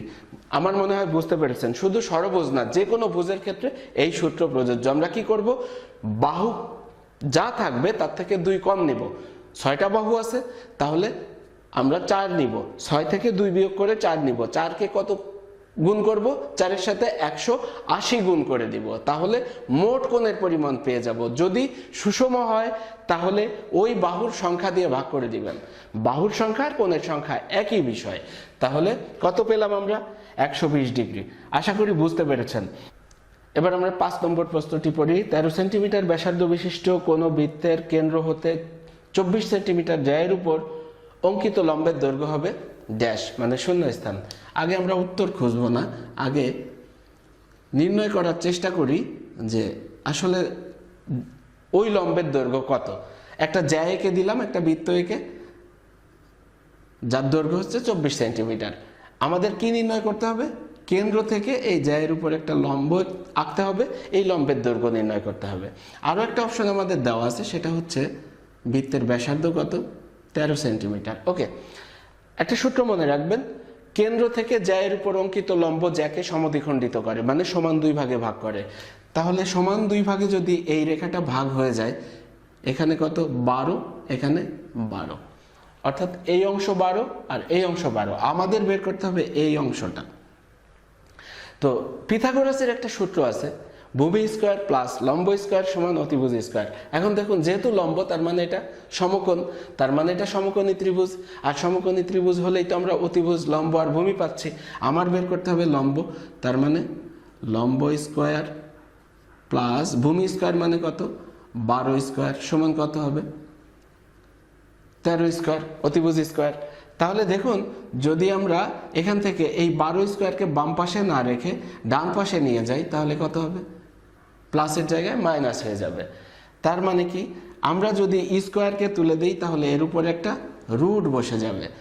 এখন দেখুন কত হয়, 13 স্কয়ারে কত হবে 169, মাইনাস 12 স্কয়ারে কত 144, তার উপরে কি আছে রুট, সমান কত হবে, এখানে দেখুন 25, তার উপরে রুট সমান কত 5। তার মানে লম্বের দৈর্ঘ্য 5 সেন্টিমিটার। এবার আমরা অপশন খুঁজবো যে 5 সেন্টিমিটার ক, খ, গ, ঘ কোনটার মধ্যে আছে। তাহলে উত্তর হবে 5 সেন্টিমিটার। এবারের প্রশ্নটি দেখুন, বৃত্তের কেন্দ্র হতে 24 সেন্টিমিটার দীর্ঘ জ্যায়ের উপর অঙ্কিত লম্ব 5 সেন্টিমিটার হলে ওই বৃত্তের ব্যাসার্ধ কত। আগের প্রশ্নটিকেই জাস্ট ঘুরিয়ে দিয়েছে, সমাধান আগের মতোই হবে। আমরা বৃত্ত এঁকে নিব, একটা জ্যা এঁকে নিলাম 24 সেন্টিমিটার, কেন্দ্র থেকে জ্যায়ের উপর অঙ্কিত লম্ব 5 সেন্টিমিটার। আমাদের বের করতে হবে এইটা, এটাই হচ্ছে বৃত্তের ব্যাসার্ধ। আবার এই ত্রিভুজের অতিভুজ, তাহলে এই অতিভুজ স্কয়ার সমান কত হবে, আমরা এটা ধরে নিচ্ছি এক্স, অতিভুজ এক্স, এক্স স্কয়ার সমান ভূমি স্কয়ার প্লাস লম্ব স্কয়ার। এখন লম্ব কত 5, তার উপরে স্কয়ার, ভূমি কত, আমরা তো জানি যে এই লম্ব জ্যাকে সমদ্বিখণ্ডিত করেছে, তাহলে এটা 12 প্লাস 12 স্কয়ার। তাহলে যদি আমরা এইটা রুট করে দেই স্কয়ার না করে, মানে উভয় পক্ষকে বর্গমূল করে দিলে স্কয়ার চলে গেল আর ডান পাশে রুট হয়ে গেল, তাহলে কত হলো, এখানে কত 5 5 25 যোগ কত 144, তার উপরে রুট মানে কত 169, কত হবে 13। বুঝতে পেরেছেন আপনারা, তাহলে কত হবে 13 সেন্টিমিটার। পরের প্রশ্নটি দেখি, একটি সুষম বহুভুজের অন্তকোণ 135 ডিগ্রি হলে বহুভুজটির বাহুর সংখ্যা কত। আমরা বাহুর সংখ্যার একটা অঙ্ক করেছি এর আগে, একটা জ্যামিতির সমাধান করেছি। কিভাবে করেছিলাম, বলেছিলাম যে বাহুর সংখ্যা যা হবে ত্রিভুজ হবে তার থেকে দুটো কম। আমরা ধরে নিচ্ছি বাহু n, আর ত্রিভুজ তাহলে কতটা হলো, দুটো কম, n-2। তার সাথে কি গুণ করব, 180 গুণ করব, এটা ফিক্সড। আচ্ছা, তারপরে কি করব, তাকে বাহু দিয়ে ভাগ করে দিব, বাহু কত n, তাহলে আমরা কত পাবো এখানে 135। বুঝতে পারছেন, এবার আমরা কোনাকুনি গুণ করি, এখানেও গুণ করে দিই, তাহলে 180 n - 360 সমান কত 135 n, এর সাথে গুণ হয়ে গেল। এবার n যদি এই পাশে নিয়ে আসি, 180 থেকে 135 বাদ হয়ে থাকবে 45 n, আর এই 360 ডান পাশে গেলে হয়ে যাবে প্লাসের। এখন যদি 45 দিয়ে এটাকে ভাগ করি, n সমান কত পাচ্ছি আমরা 8, মানে 8, তাহলে উত্তর হবে কত 8। কোন ত্রিভুজের শিরোকোণের সমদ্বিখণ্ডক যদি ভূমির উপর লম্ব হয় তবে ত্রিভুজটিকে কি বলে। শিরোকোণ বোঝেন আপনারা, দেখুন আমরা আগে ত্রিভুজ আঁকি, একটা ত্রিভুজ এঁকে দিলাম, নিচে যেটা থাকে আড়াআড়ি ভাবে এটা হচ্ছে ভূমি, এটা কি ভূমি, আর ভূমির বিপরীতে উপরের দিকে যে কোণটা থাকে এটা হচ্ছে শিরোকোণ। একেবারে উপরের যেটা শীর্ষকোণ অথবা শিরোকোণ, এই কোণের সমদ্বিখণ্ডক, অর্থাৎ এই কোণ আর এই কোণ সমান, সে আবার কি করেছে ভূমির উপরে লম্ব, মানে এটা 90 ডিগ্রি। তখনই সম্ভব, শুধুমাত্র সমদ্বিবাহু ত্রিভুজের ক্ষেত্রে সম্ভব এটা। তার মানে এই ত্রিভুজের নাম হচ্ছে সমদ্বিবাহু ত্রিভুজ। আচ্ছা, যাই হোক, তো আপনাদের কাছে একটা প্রশ্ন থেকেই যেতে পারে যে কিভাবে সমদ্বিবাহুগুলো, আমি প্রমাণ করে দিচ্ছি। দেখুন, এই ত্রিভুজ আর এই ত্রিভুজের মধ্যে এই কোণ সমান, যেহেতু প্রশ্নে বলে দিয়েছে সমদ্বিখণ্ডক, আর এই বাহু দুটো ত্রিভুজেরই আছে, মানে এটা সাধারণ বাহু। এই ত্রিভুজ আঁকতে গেলেও এই বাহু দরকার, ওই ত্রিভুজ আঁকতে গেলেও ওই বাহুটাই দরকার। তার মানে যদি এটা সেপারেট হতো তাহলে এই দুই বাহু কি হতো, সমান হতো। আচ্ছা, তাহলে দুটো শর্ত আমরা মিলিয়ে ফেলেছি, এই কোণ আর এই কোণ সমান, আর এই বাহুটা সাধারণ বাহু, তার মানে শর্ত দুটো মিলে গিয়েছে। আর যেহেতু এটা লম্ব, তার মানে এই কোণ 90 ডিগ্রি, এই কোণ 90 ডিগ্রি, তার মানে কি এই দুটো কোণ পরস্পর সমান। আর দুটো ত্রিভুজের মধ্যে যদি তিনটা শর্ত ফিল আপ করে তাহলে ত্রিভুজ দুটি পরস্পর সর্বসম। যদি সর্বসম হয় তাহলে তার অনুরূপ সবকিছুই সমান, অনুরূপ কোণগুলো সমান, অনুরূপ বাহুগুলোও সমান। তাহলে এই বাহু সমান এই বাহু, এই বাহু সমান এই বাহু, এই কোণ সমান এই কোণ। বোঝা গেল? তাহলে এই বাহু আর এই বাহু যদি সমান হয় তাহলে এই ত্রিভুজকে আমরা সমদ্বিবাহু ত্রিভুজ তো বলতেই পারি। যাই হোক, ক্লিয়ার করে দিলাম। কি হবে উত্তর? সমদ্বিবাহু ত্রিভুজ। অপশনে যাই থাকুক না কেন আপনারা খুঁজবেন সমদ্বিবাহু ত্রিভুজ। আমরা 9 নম্বর প্রশ্নটি দেখছি। দুইটি বৃত্ত যদি পরস্পর স্পর্শ করে তবে কেন্দ্রদ্বয় হতে স্পর্শ বিন্দুগামী সরলরেখা দুইটির অন্তর্ভুক্ত কোণ কত হবে? ওকে, আমরা উত্তর দেখার আগে বুঝে নেই যে উত্তর কত হওয়া উচিত। ওকে, আমরা দুটো বৃত্ত এঁকে নিলাম, যাই হোক আর কি, আনুমানিক। আর কি বলেছে? স্পর্শ করে তবে কেন্দ্রদ্বয় হতে স্পর্শ বিন্দুগামী সরলরেখা। স্পর্শ বিন্দু কোনটা? এই দুটো বৃত্ত স্পর্শ করেছে কিন্তু বিন্দু একটা হবে, একটা বিন্দুতে এক্সাক্ট মিলবে, আর কোনো বিন্দুতে নয়। আর এখানে আরেকটা এই স্পর্শ বিন্দুগামী সরল রেখা আঁকতে হবে। তাহলে কি হবে? এই দুটো বৃত্ত মানে বৃত্তদ্বয়ের বা বৃত্তের কেন্দ্রদ্বয় হতে, তার মানে কি এভাবে আমরা যোগ করে দিব। আমরা যদি এই বৃত্ত নাই কল্পনা করি বা থাকুক তাতে কোনো সমস্যা নাই, এই যে স্পর্শক আর এইটা কি, এইখান থেকে এই পর্যন্ত তো ব্যাসার্ধ, এই বৃত্তের জন্য ব্যাসার্ধ। তাহলে ব্যাসার্ধ আর স্পর্শক কিভাবে থাকে আমরা আগেই আলোচনা করে আসছি, লম্বভাবে থাকে। তাহলে এটা 90 ডিগ্রি। আবার যদি এই বৃত্তের কথা চিন্তা করি তাহলে এটা কত? 90 ডিগ্রি। 90 আর 90 মিলে কত হলো? 180 ডিগ্রি, 180 ডিগ্রি, মানে কি এক সরল কোণ। তাহলে উত্তর হবে সরল কোণ অথবা 180 ডিগ্রি, যেটাই থাকুক আপনারা সেটা দিবেন। যদি সরল কোণ থাকে তাহলে সরল কোণ, আবার ডিগ্রিতে থাকলে 180 ডিগ্রি খুঁজবেন। ওকে, এটাই হচ্ছে সঠিক উত্তর। এবারের প্রশ্নটি দেখি। একটি সুষম পঞ্চভুজের একটি অন্তকোণের পরিমাণ হবে কত ডিগ্রি? আচ্ছা, এখানে 108 ডিগ্রি আসছে, সেটা কিভাবে আসছে সেটা দেখিয়ে দিচ্ছি আমি। এর আগেও একটা প্রশ্ন সম্ভবত এরকম আমরা সমাধান করেছিলাম। বাহু কত? পঞ্চভুজ মানে বাহু 5, ত্রিভুজ হবে কয়টা? তার থেকে দুটো কম। তার সাথে কি করতে হবে? 180 দিয়ে গুণ করে দিতে হবে, আর ভাগ করতে হবে কত দিয়ে? বাহুর সংখ্যা দিয়ে। বাহু কত? 5, পঞ্চভুজ। তাহলে কত হলো এখানে? 5 থেকে 2 গেলে 3, 3 আর 180 গুণ হলে কত হবে? 540 ডিগ্রি। তাকে যদি আমরা 5 দিয়ে ভাগ করি তাহলে কত পাই আমরা? 108 ডিগ্রি। তাহলে রেজাল্ট কত? 108 ডিগ্রি। ওকে, এখন যে কোনো ভুজের ক্ষেত্রেই আমরা এই সূত্র অ্যাপ্লাই করব। বাহু তার থেকে 2 কম, এর সাথে 180 গুণ, ভাগ বাহুর সংখ্যা। যদি ওই বহুভুজটি সুষম হয় তাহলে আমরা অন্তকোণের পরিমাণ পেয়ে যাব। আবার প্রশ্ন এমনও হতে পারে, একটি পঞ্চভুজের অথবা একটি ষড়ভুজের অথবা যে কোনো একটা ভুজ বলল, অষ্টভুজের, সপ্তভুজের অন্তকোণগুলোর সমষ্টি কত? ধরে নিচ্ছে আমরা পঞ্চভুজের সমষ্টি বের করতে বলছে, তাহলে আমরা কি করব? তাহলে শুধুমাত্র এইটা, এই যে ভাগটা করব না, সেই ক্ষেত্রে এই পর্যন্ত আমরা থেকে যাব। জাস্ট বাহু যত হবে তার থেকে 2 বিয়োগ করলে ততগুলো ত্রিভুজ পাবো আমরা। এটা হচ্ছে নিয়ম। সেটা কিভাবে সেটা অন্য একটা ক্লাসে আমি দেখিয়ে দিব। যাই হোক, এটা মনে রাখবেন, বাহুর থেকে 2 কম ত্রিভুজ হবে, আর ত্রিভুজের টোটাল কোণের পরিমাণ কত? 180 ডিগ্রি। সেই জন্য আমরা বাহুর থেকে 2 বিয়োগ করে সেই সংখ্যাকে 180 দিয়ে গুণ করে দিব, তাহলে মোট কোণের পরিমাণ পেয়ে যাব। এবার যদি প্রত্যেকটা কোণের পরিমাণ বের করতে বলে, সুষম হলে এটা করতে বলবে, তাহলে আমরা বাহু দিয়ে ভাগ করে দিব। এই হচ্ছে বিষয়। তাহলে একটা পঞ্চভুজের অন্তকোণগুলোর সমষ্টি কত? 540 ডিগ্রি। তাহলে বলেন তো দেখি, ষড়ভুজের অন্তকোণগুলোর সমষ্টি কত? ষড়ভুজের বাহু কয়টি? 6টি। তাহলে 6 থেকে 2 বিয়োগ করব, কত হবে? 4। 4 এর সাথে কত গুণ করব? 180 ডিগ্রি। তাহলে কত হবে? 720 ডিগ্রি। বুঝতে পেরেছেন?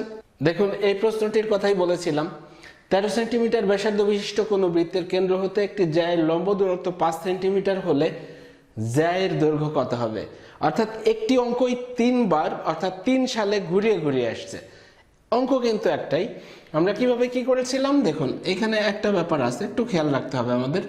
আমরা একটা জ্যা এঁকেছিলাম, একটা কেন্দ্র থেকে লম্ব এঁকেছিলাম জ্যায়ের উপরে, আর এটা হচ্ছে ব্যাসার্ধ। এটা কত ছিল? 13, এই যেখানে 13 সেন্টিমিটার ব্যাসার্ধ, আর লম্ব দূরত্ব হচ্ছে 5, মানে লম্বের দৈর্ঘ্য 5। তাহলে এবার কিন্তু দেখুন একবারে জ্যা আসছে না, আসছে কতটুকু? জ্যায়ের অর্ধেক আসবে। কিন্তু আমরা এখান থেকে যদি নির্ণয় করি, কিভাবে নির্ণয় করব? এটা হচ্ছে ভূমি, এটা লম্ব, এটা অতিভুজ। তো যদি এটা এক্স হয়, তার মানে এক্স স্কোয়ার প্লাস 5 স্কোয়ার সমান 13 স্কোয়ার। একটু খেয়াল করুন, এখান থেকে আমরা এক্সটা বের করব। তাহলে এক্স স্কোয়ার সমান কত হবে? 13 স্কোয়ার মানে 169 মাইনাস 5 স্কোয়ার মানে 25, আর এই স্কোয়ার যদি আমরা তুলে দিই তাহলে এখানে রুট হয়ে যাবে। কত হয় দেখুন? 144, তার উপরে রুট সমান 12।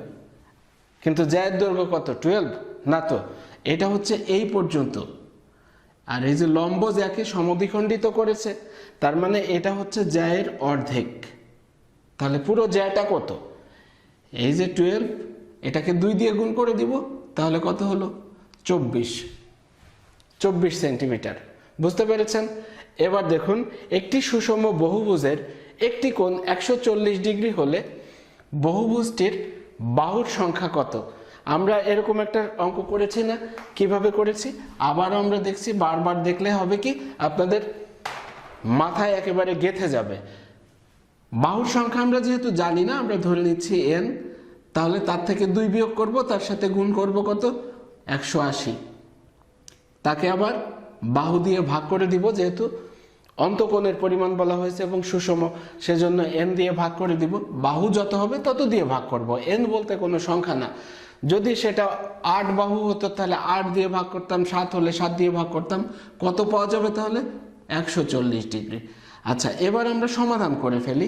এইটা যদি যোগ করে গুণ করে দিই তাহলে কত? 180 n মাইনাস 360, আর এটা যদি কোনাকুনি গুণ করি 140 n।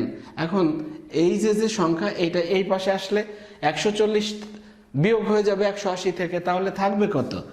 থাকবে হচ্ছে 40 n। আর এটা ডান পাশে গেলে কত হবে? 360। n সমান কত হবে? 360 বাই 40, কত হলো? 9। তার মানে বাহুর সংখ্যা 9। বুঝতে পারছেন আপনারা? উত্তর হবে এটা। 4টা অপশনের মধ্যে 9ই আপনারা খুঁজবেন, অন্য কোনো সংখ্যা খোঁজার দরকার নেই এই অঙ্কের ক্ষেত্রে। ওকে, একই চাপের উপর দণ্ডায়মান পরিধিস্থ কোণ 65 ডিগ্রি হলে কেন্দ্রস্থ কোণ কত? এই যে পরিধিস্থ কোণ বা কেন্দ্রস্থ কোণ, এইগুলো আমাদের একটু জানতে হবে। আমি আপনাদেরকে বুঝিয়ে দিচ্ছি, আগে চিত্র এঁকে দেখি। ধরুন এটা হচ্ছে বৃত্ত, বৃত্তের কেন্দ্র হচ্ছে এটা, আমরা ও কেন্দ্র ধরে নিচ্ছি, আর একটা চাপ আমরা মনে করি এ বি চাপ। চাপ মানে কি? পরিধির দুটো বিন্দুর সংযোগ যতটুকু থাকবে, মানে ওই বৃত্তের পরিধির উপর দিয়েই যেতে হবে, সোজাসুজি গেলে হবে না। এটা হচ্ছে চাপ। এখন এই চাপের উপর আমরা কোণ তৈরি করব কিভাবে? পরিধিস্থ কোণ বলেছে, তাহলে পরিধির উপরে আমরা একটা বিন্দু নিয়ে নিই, ধরে নিলাম পি। ব্যাপারটা একটু খেয়াল করবেন। তাহলে এই যে এবি চাপ, এই চাপটা এইখানে যে কোণ উৎপন্ন করবে, এটা হচ্ছে পরিধিস্থ কোণ। মানে পরিধির উপরে যদি কোনো কোণ উৎপন্ন হয় সেটাই হবে পরিধিস্থ কোণ। পরিধিস্থ কোণের আরো একটা নাম আছে, যেটাকে বলা হয় বৃত্তস্থ কোণ। বৃত্তস্থ কোণ, এটা খেয়াল রাখবেন যে আপনারা শিখে গেলেন পরিধিস্থ কোণ, কিন্তু প্রশ্নে বলা হলো বৃত্তস্থ কোণ। এইবার তো সমস্যা, বৃত্তস্থ কোণ তো আমি জানি না। সেজন্য মনে রাখবেন যে পরিধিস্থ কোণ, অর্থাৎ যেখানে পরিধিস্থ বলেছে এখানে এটাও বলতে পারে বৃত্তস্থ। বৃত্তস্থ না, বৃত্তস্থ। ওকে, তাহলে এটা হচ্ছে পরিধিস্থ কোণ। আর তাহলে কেন্দ্রস্থ কোণ কোনটা? কেন্দ্রে যে কোণ উৎপন্ন করবে সেটাই তো কেন্দ্রস্থ কোণ। তাহলে আমরা কেন্দ্র থেকে এটা যোগ করে দিব। এটা হচ্ছে কেন্দ্রস্থ কোণ। তাহলে এখানে পরিধিস্থ কোণ কত? এপিবি, আর কেন্দ্রস্থ কোণ কত? এওবি। বুঝতে পারছেন আপনারা? এখানে একটা সম্পর্ক আছে, একটা সূত্র এটা, যে এই কোণটা এই কোণের দ্বিগুণ, অর্থাৎ কেন্দ্রস্থ কোণ বৃত্তস্থ কোণের দ্বিগুণ। আবার যদি উল্টো করে বলি, বৃত্তস্থ কোণ বা পরিধিস্থ কোণ কেন্দ্রস্থ কোণের অর্ধেক। তাহলে এখানে কি দেওয়া আছে আর কি নাই সেটা বুঝতে হবে। যদি বৃত্তস্থ কোণ থাকে, কেন্দ্রস্থ কোণ বের করতে বলে, তাহলে 2 গুণ করতে হবে। আর পরিধিস্থ কোণ যদি বের করতে বলে, কেন্দ্রস্থ কোণ দেওয়া আছে, তাহলে 2 দিয়ে ভাগ করতে হবে। ব্যাপারটা একটু খেয়াল করুন। একটি চাপের উপর দণ্ডায়মান পরিধিস্থ কোণ আছে, পরিধি মানে যত উপরের দিকে যাচ্ছে কোণের পরিমাণ তত ছোট, আর যত কাছে থাকবে তত বড়। তাহলে পরিধিটা তো দূরে, তাহলে ও ছোট। আমার বের করতে হবে কোনটা? বড়টা। তার মানে গুণ করতে হবে, বড় হলে গুণ করতে হবে। আবার যদি বড় দেওয়া থাকে ছোট করতে হবে, তাহলে ভাগ করতে হবে। এটা মনে রাখার সহজ উপায়। তাহলে এটা হচ্ছে পরিধিস্থ কোণ, কেন্দ্রস্থ কোণ কত হবে? ডাবল। 65-কে 2 গুণ করে দেন 130 ডিগ্রি। এটা যদি 65 হয়, এটা 130। তাহলে এই ধরনের প্রশ্ন যতই আসুক আপনারা কিন্তু সমাধান করতে পারবেন। এখন 65 না বলে এটা 75 বলতে পারে, 85 বলতে পারে, যে কোনো কিছু বলতে পারে, অসুবিধা নাই, তাই না? আমরা দ্বিগুণ করে কেন্দ্রস্থ কোণ বের করে ফেলবো। আবার যদি কেন্দ্রস্থ কোণ দেওয়া থাকে, পরিধিস্থ কোণ বের করতে বলে, ঠিক এই প্রশ্নটাই যদি ঘুরিয়ে দিত যে কেন্দ্রস্থ কোণ 130 ডিগ্রি হলে পরিধিস্থ কোণ কত, তাহলে আমরা কি করতাম? ভাগ করে দিতাম 2 দিয়ে। বুঝতে পেরেছেন? ওকে, এবার আসুন পরের প্রশ্নে। 8 বাহু বিশিষ্ট সুষম বহুভুজের একটি বহিস্থ কোণ কত হবে? এতক্ষণ তো অন্তঃকোণ বের করেছি, এবার বহিস্থ কোণ বলছে। ব্যাপারটা একই রকম, আগে আমরা অন্তঃকোণই বের করব। বহিস্থ কোণ বলুক আর অন্তঃকোণ বলুক, আমরা অন্তঃকোণটাই আগে বের করব। কয় বাহু? 8 বাহু। তাহলে 8 থেকে 2 বিয়োগ করে দিব, মানে কত? আচ্ছা যাই হোক, গুণ করব কত দিয়ে? 180 দিয়ে। আচ্ছা, এরপরে আমরা কি করব? 8 দিয়ে ভাগ করে দিব। কত হবে দেখুন তো? যদি আমরা এখানে বিয়োগ করি, তাহলে 6 আর 180-কে গুণ করলে 1080 পাবো আমরা, 1080। তাকে যদি 8 দিয়ে ভাগ করি তাহলে কত হবে? 135। এটা কি কোণ পেলাম? আমরা অন্তঃকোণ পেলাম, কিন্তু আমার বের করতে হবে কি? বহিস্থ কোণ। তাহলে কাজ ছোট্ট একটু, 180 থেকে শুধু এটা বিয়োগ করে দিব, তাহলে কত হবে? 45 ডিগ্রি। বুঝতে পারছেন আপনারা? তাহলে উত্তর কত? 45 ডিগ্রি। আবারও বলছি আমি, দেখুন, আমাকে বহিস্থ কোণ অথবা অন্তঃকোণ যাই নির্ণয় করতে বলুক, আমার কি করতে হবে? অন্তঃকোণই নির্ণয় করতে হবে। যদি বহিস্থ কোণ চাই, তাহলে অন্তঃকোণ 180 থেকে বিয়োগ করে দিব। অন্তঃকোণ নির্ণয় করে 180 থেকে বিয়োগ করে দিব। আর যদি অন্তঃকোণ চাই তাহলে তো ভালো, অন্তঃকোণই বের করে ফেললাম। বুঝতে পারছেন আশা করি। এরপরেও যদি কারোর বুঝতে সমস্যা হয় কমেন্ট সেকশনে জানিয়ে দেবেন, আছে ইনশাল্লাহ। ওকে, ত্রিভুজের যে কোনো 2 বাহুর মধ্যবিন্দুর সংযোগ সরলরেখা তৃতীয় বাহুর, এটা একটা সূত্র। কোন ত্রিভুজের, আমরা একটা ত্রিভুজ আঁকি, ধরুন এই ABC, এই ত্রিভুজের এই বাহুর মধ্যবিন্দু একটা আর এই বাহুর মধ্যবিন্দু একটা। যদি এদেরকে যোগ করি, ধরুন এটা E আর এটা হচ্ছে F, তাহলে এই যে EF BC এর অর্ধেক হবে। এটা যদি 10 সেন্টিমিটার হয়, এটা হবে 5 সেন্টিমিটার, আর এরা পরস্পর সমান্তরাল হবে। এটা একটা সূত্র যে কোন ত্রিভুজের যে কোনো 2 বাহুর মধ্যবিন্দুর সংযোগ সরলরেখা তৃতীয় বাহুর সমান্তরাল এবং অর্ধেক। তাহলে আমরা উত্তরটা আসলে কিভাবে লিখবো বা কোনটা খুঁজবো? আমরা দুটোই খুঁজবো। যদি এরকমের থাকে সমান্তরাল ও অর্ধেক, তাহলে এটাই হবে। যদি শুধু সমান্তরাল থাকে, অর্ধেক নাই কোথাও, তাহলে অবশ্যই সমান্তরালই আমরা সিলেক্ট করব। আবার যদি দেখা যায় সমান্তরাল নাই, শুধুমাত্র অর্ধেক আছে, তাহলে অর্ধেকই আমরা খুঁজবো। 1/3, 1/4 বা সমান, অর্ধেক, এরকম অপশন দিয়ে দিল, তাহলে আমরা কোনটা খুঁজবো? অর্ধেক। কোণ A সমান 50 ডিগ্রি হলে এর পূরক কোণ কত? আচ্ছা, পূরক কোণ আসলে 90 ডিগ্রির সাথে সম্পর্কিত। দুটো কোণ মিলে যদি 90 ডিগ্রি হয়, তাহলে একটা আরেকটার পূরক কোণ। তাহলে যদি একটা 50 ডিগ্রি হয়, বাকিটা কত? 90 বিয়োগ 50 ডিগ্রি মানে 40 ডিগ্রি। আবার যদি সম্পূরক বলে, তাহলে বুঝতে হবে যে দুটো কোণের পরিমাণ 180 ডিগ্রি। বুঝতে পেরেছেন আপনারা? পূরক হচ্ছে দুটো কোণ মিলে 90 ডিগ্রি হবে, অর্থাৎ এক সমকোণ হবে। তাহলে একটা যদি 50 হয় আরেকটা 40 ডিগ্রি, তাহলে সঠিক উত্তর হবে 40 ডিগ্রি। সমকোণী ত্রিভুজের সমকোণ সংলগ্ন বাহুদ্বয় যথাক্রমে 3 ও 4 সেন্টিমিটার হলে অতিভুজের দৈর্ঘ্য কত সেন্টিমিটার? ওকে, সমকোণী ত্রিভুজের কি কি আছে? একটা লম্ব আছে, একটা ভূমি আছে, আর একটা অতিভুজ আছে। তো অতিভুজ স্কয়ার সমান আমরা জানি ভূমি স্কয়ার প্লাস লম্ব স্কয়ার। তাহলে আমাদের কি বের করতে হবে? অতিভুজ বের করতে হবে। তার মানে ভূমিকে দেখুন এখানে 3 এবং 4, এর যে কোনো একটা ভূমি একটা লম্ব। তার মানে কি অতিভুজ স্কয়ার সমান, আমরা সেটা লিখছি না, ভূমি স্কয়ার প্লাস লম্ব স্কয়ার। এটাকে অতিভুজের বর্গের সমান, তার মানে অতিভুজ স্কয়ার সমান। যদি আমরা স্কয়ারকে তুলে দিই তাহলে কি হবে? এটার উপরে রুট হয়ে যাবে। তার মানে কি 9 প্লাস 16 তার উপরে রুট সমান কত হবে? 25 সমান 5। তার মানে অতিভুজ হচ্ছে 5 সেন্টিমিটার। বুঝতে পেরেছেন আপনারা? উত্তর কত হবে? 5 সেন্টিমিটার। সঠিক উত্তর এটা। আর যাই থাকুক আমরা 5ই খুঁজবো। ওকে, একই চাপের উপর দণ্ডায়মান কেন্দ্রস্থ কোণ 110 ডিগ্রি হলে পরিধিস্থ কোণ কত? আগের পর্বে আমরা বলেছিলাম যে পরিধিস্থ কোণ আর কেন্দ্রস্থ কোণের মধ্যে সম্পর্ক হচ্ছে পরিধিস্থ কোণের দ্বিগুণ কেন্দ্রস্থ কোণ। তার মানে কেন্দ্রস্থ কোণ বড় আর পরিধিস্থ কোণ ছোট। বড়কে ছোট করতে হলে এই সূত্র অনুযায়ী একে 2 দিয়ে ভাগ করলে আমরা পরিধিস্থ কোণ পেয়ে যাব। আবার পরিধিস্থ কোণ থাকলে আমরা 2 দিয়ে গুণ করলে কেন্দ্রস্থ কোণ পাবো। কি দেওয়া আছে? কেন্দ্রস্থ কোণ। তাহলে পরিধিস্থ কোণ বের করতে গেলে বা বৃত্তস্থ কোণ বের করতে গেলে 2 দিয়ে ভাগ করে দেব। 110 এর অর্ধেক কত? 55। তাহলে 55 ডিগ্রি সঠিক উত্তর। কোন ত্রিভুজের একটি বাহুকে উভয় দিকে বর্ধিত করায় উৎপন্ন বহিস্থ কোণ দুটি পরস্পর সমান হলে ত্রিভুজটি কেমন? আমি চিত্রের মাধ্যমে আপনাদেরকে এই ব্যাপারটি পরিষ্কার করে দিচ্ছি। ধরুন এই একটা ত্রিভুজ, আর এই বাহুটাকে আমরা উভয় দিকে বর্ধিত করে দিলাম। তাহলে এখানে একটা বহিস্থ কোণ তৈরি হলো, এখানে একটা বহিস্থ কোণ তৈরি হলো। প্রশ্নে বলেছে এই বহিস্থ কোণ দুটি পরস্পর সমান। আমরা ধরে নিচ্ছি যে এটা 130 ডিগ্রি। তাহলে এটা কত হবে?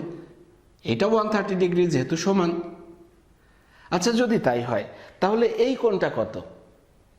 এই পুরো কোণটা তো 180। একটা সরলরেখার উপরে 180 ডিগ্রি থাকে। তাহলে 180 থেকে 130 বিয়োগ করে দিব আমরা। তাহলে কত পেলাম আমরা? 50 ডিগ্রি। আবার এইটার ক্ষেত্রেও তাই, 180 থেকে 130 বিয়োগ করে দিলাম। তাহলে কত হলো? 50 ডিগ্রি। এটাও 50 ডিগ্রি, এটাও 50 ডিগ্রি। তার মানে হচ্ছে এই কোণ আর এই কোণ সমান। তো এখন আমরা যদি এই ত্রিভুজের মধ্যে চলে আসি তাহলে দেখুন একই ত্রিভুজের দুটো কোণ পরস্পর সমান। তাহলে সমান সমান কোণের বিপরীত বাহুগুলো আবার সমান। এটা 50 ডিগ্রি, এর বিপরীত বাহু এটা। এই কোণটা 50 ডিগ্রি, এর বিপরীত বাহু কোণটা এইটা। যেহেতু এরা সমান তাহলে এই বাহু দুটোও সমান। তো একটা ত্রিভুজের দুটো বাহু সমান হলে সেই ত্রিভুজটা কেমন হবে? অবশ্যই সমদ্বিবাহু ত্রিভুজ। বুঝতে পেরেছেন আপনারা? তাহলে এটার রেজাল্ট হবে সমদ্বিবাহু। এখানে অন্য যে কোনো বাহুই থাকুক না কেন আমরা খুঁজবো সমদ্বিবাহু। ওকে, এরপরে আসুন সমকোণী ত্রিভুজের সমকোণ ছাড়া অন্য দুইটি কি কোণ? আচ্ছা, সমকোণ আসলে কেমন? ধরুন এইটা হচ্ছে একটা সমকোণী ত্রিভুজ যার সমকোণ এইটা। একটা ব্যাপার খেয়াল রাখবেন, যদি প্রশ্নের মধ্যে কোনো চিত্র আঁকা থাকে আর এইরকম চিহ্ন থাকে, মানে আমরা তো সাধারণত গোল চিহ্ন দিয়ে বোঝাই, যেমন এইরকম করে বোঝাই, এরকম করে বোঝাই, কিন্তু এখানে কি আছে? 4 কোণা দিয়ে বোঝানো আছে। এর মানে হচ্ছে এই কোণটা 90 ডিগ্রি।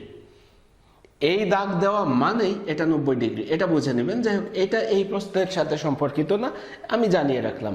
তো এটা যদি 90 ডিগ্রি হয় মানে সমকোণ হয়, তাহলে এই যে বাকি দুটো কোণ কি? একটা ত্রিভুজের মধ্যে কোণ থাকে কত ডিগ্রি? 180 ডিগ্রি। 3 কোণের সমষ্টি 180 ডিগ্রি। তো একাই 90 ডিগ্রি হয়ে গেছে, তাই না? তাহলে বাকি দুটো কোণ কত? বাকি দুটো কোণ মিলে 90 ডিগ্রি। একটার 90 ডিগ্রি হওয়ার আর কোনো সুযোগ নাই। এর একটা 90 ডিগ্রি হতে পারবে না। তার মানে কি হবে? 90 ডিগ্রি অপেক্ষা ছোট হতে হবে, এটাও ছোট এটাও ছোট। আর 90 ডিগ্রি অপেক্ষা ছোট কোণকে কি বলে? সূক্ষ্ম কোণ বলে। তাহলে বাকি দুটো কোণ সূক্ষ্ম কোণ। আমরা সঠিক উত্তর খুঁজে নিব সূক্ষ্ম কোণ। অপশনে যাই থাকুক না কেন আমরা সূক্ষ্ম কোণই খুঁজব। প্রিয় বন্ধুরা, এবারের প্রশ্নটি দেখি। কোনটি সামান্তরিক নয়? আয়তক্ষেত্র, বর্গক্ষেত্র, রম্বস, ট্রাপিজিয়াম। কোনোটিই তো নয়, তাই না? আপনাদের কাছে মনে হতে পারে যে আমরা যদি পড়ি তাহলেই তো বুঝতে পারবো, তাই না? পড়া আর বোঝা কিন্তু এক জিনিস। যদি আপনারা শুধু পড়ে মুখস্থ করেন তাহলে বারবারই মুখস্থ করতে হবে। যত পরীক্ষা দিবেন ততবারই আপনার এটা মুখস্থ করে যেতে হবে। এই জন্য আমি চেষ্টা করছি আপনাদের মাথায় দিয়ে দেওয়ার জন্য, একেবারে বুঝে ফেলবেন। বুঝতে পারলে কি হবে, আবার একবার জাস্ট চোখ গেলে আপনার এই থিওরিটা মনে চলে আসবে, তাহলে আর ভুলবেন না কোনোদিনও। আচ্ছা, যাই হোক, সামান্তরিকের সংজ্ঞা কি? সামান্তরিক দেখতে কেমন? সামান্তরিক আসলে এই রকমের, দেখুন।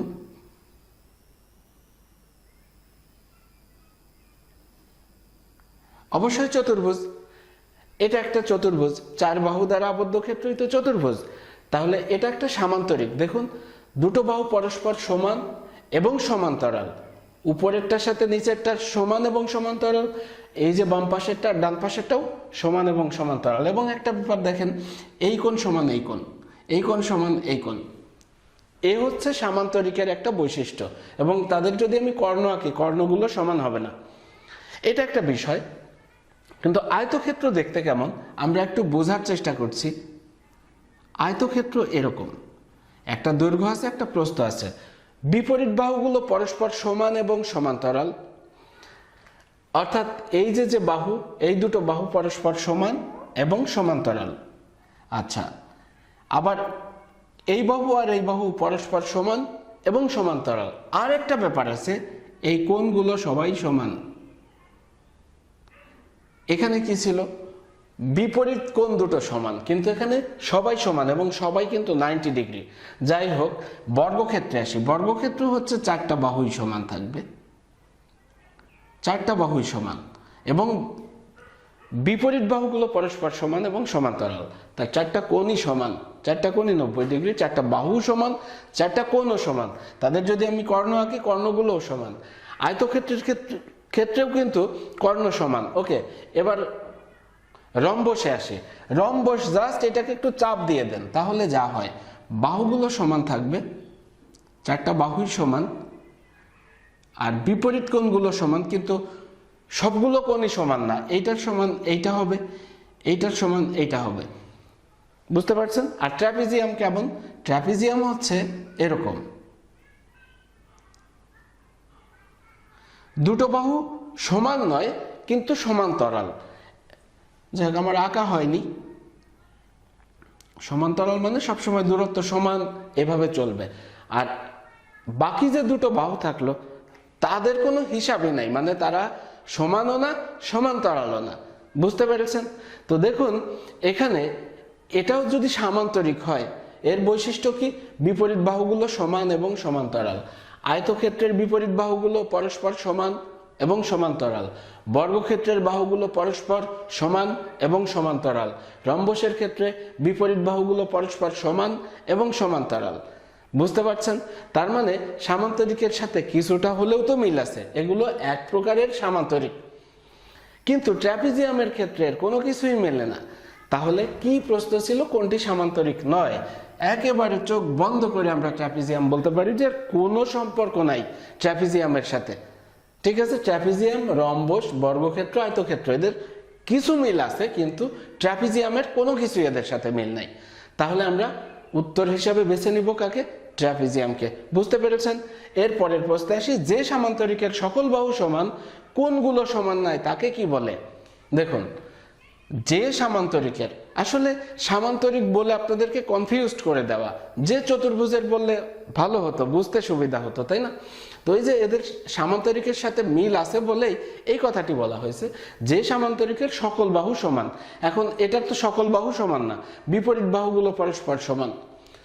এইটার সমান এইটা, এইটার সমান এইটা, এইটার সব বাহু সমান, এইটারও সব বাহু সমান, আর কারোরই সমান নাই।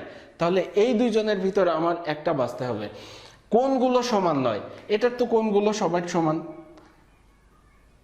তাহলে এইটার ক্ষেত্রে আসি, বিপরীত কোণগুলো সমান কিন্তু সবাই সমান না। একটার বিপরীতটা সমান, আরেকটারও বিপরীতটা সমান, কিন্তু পরস্পর সবাই সমান না।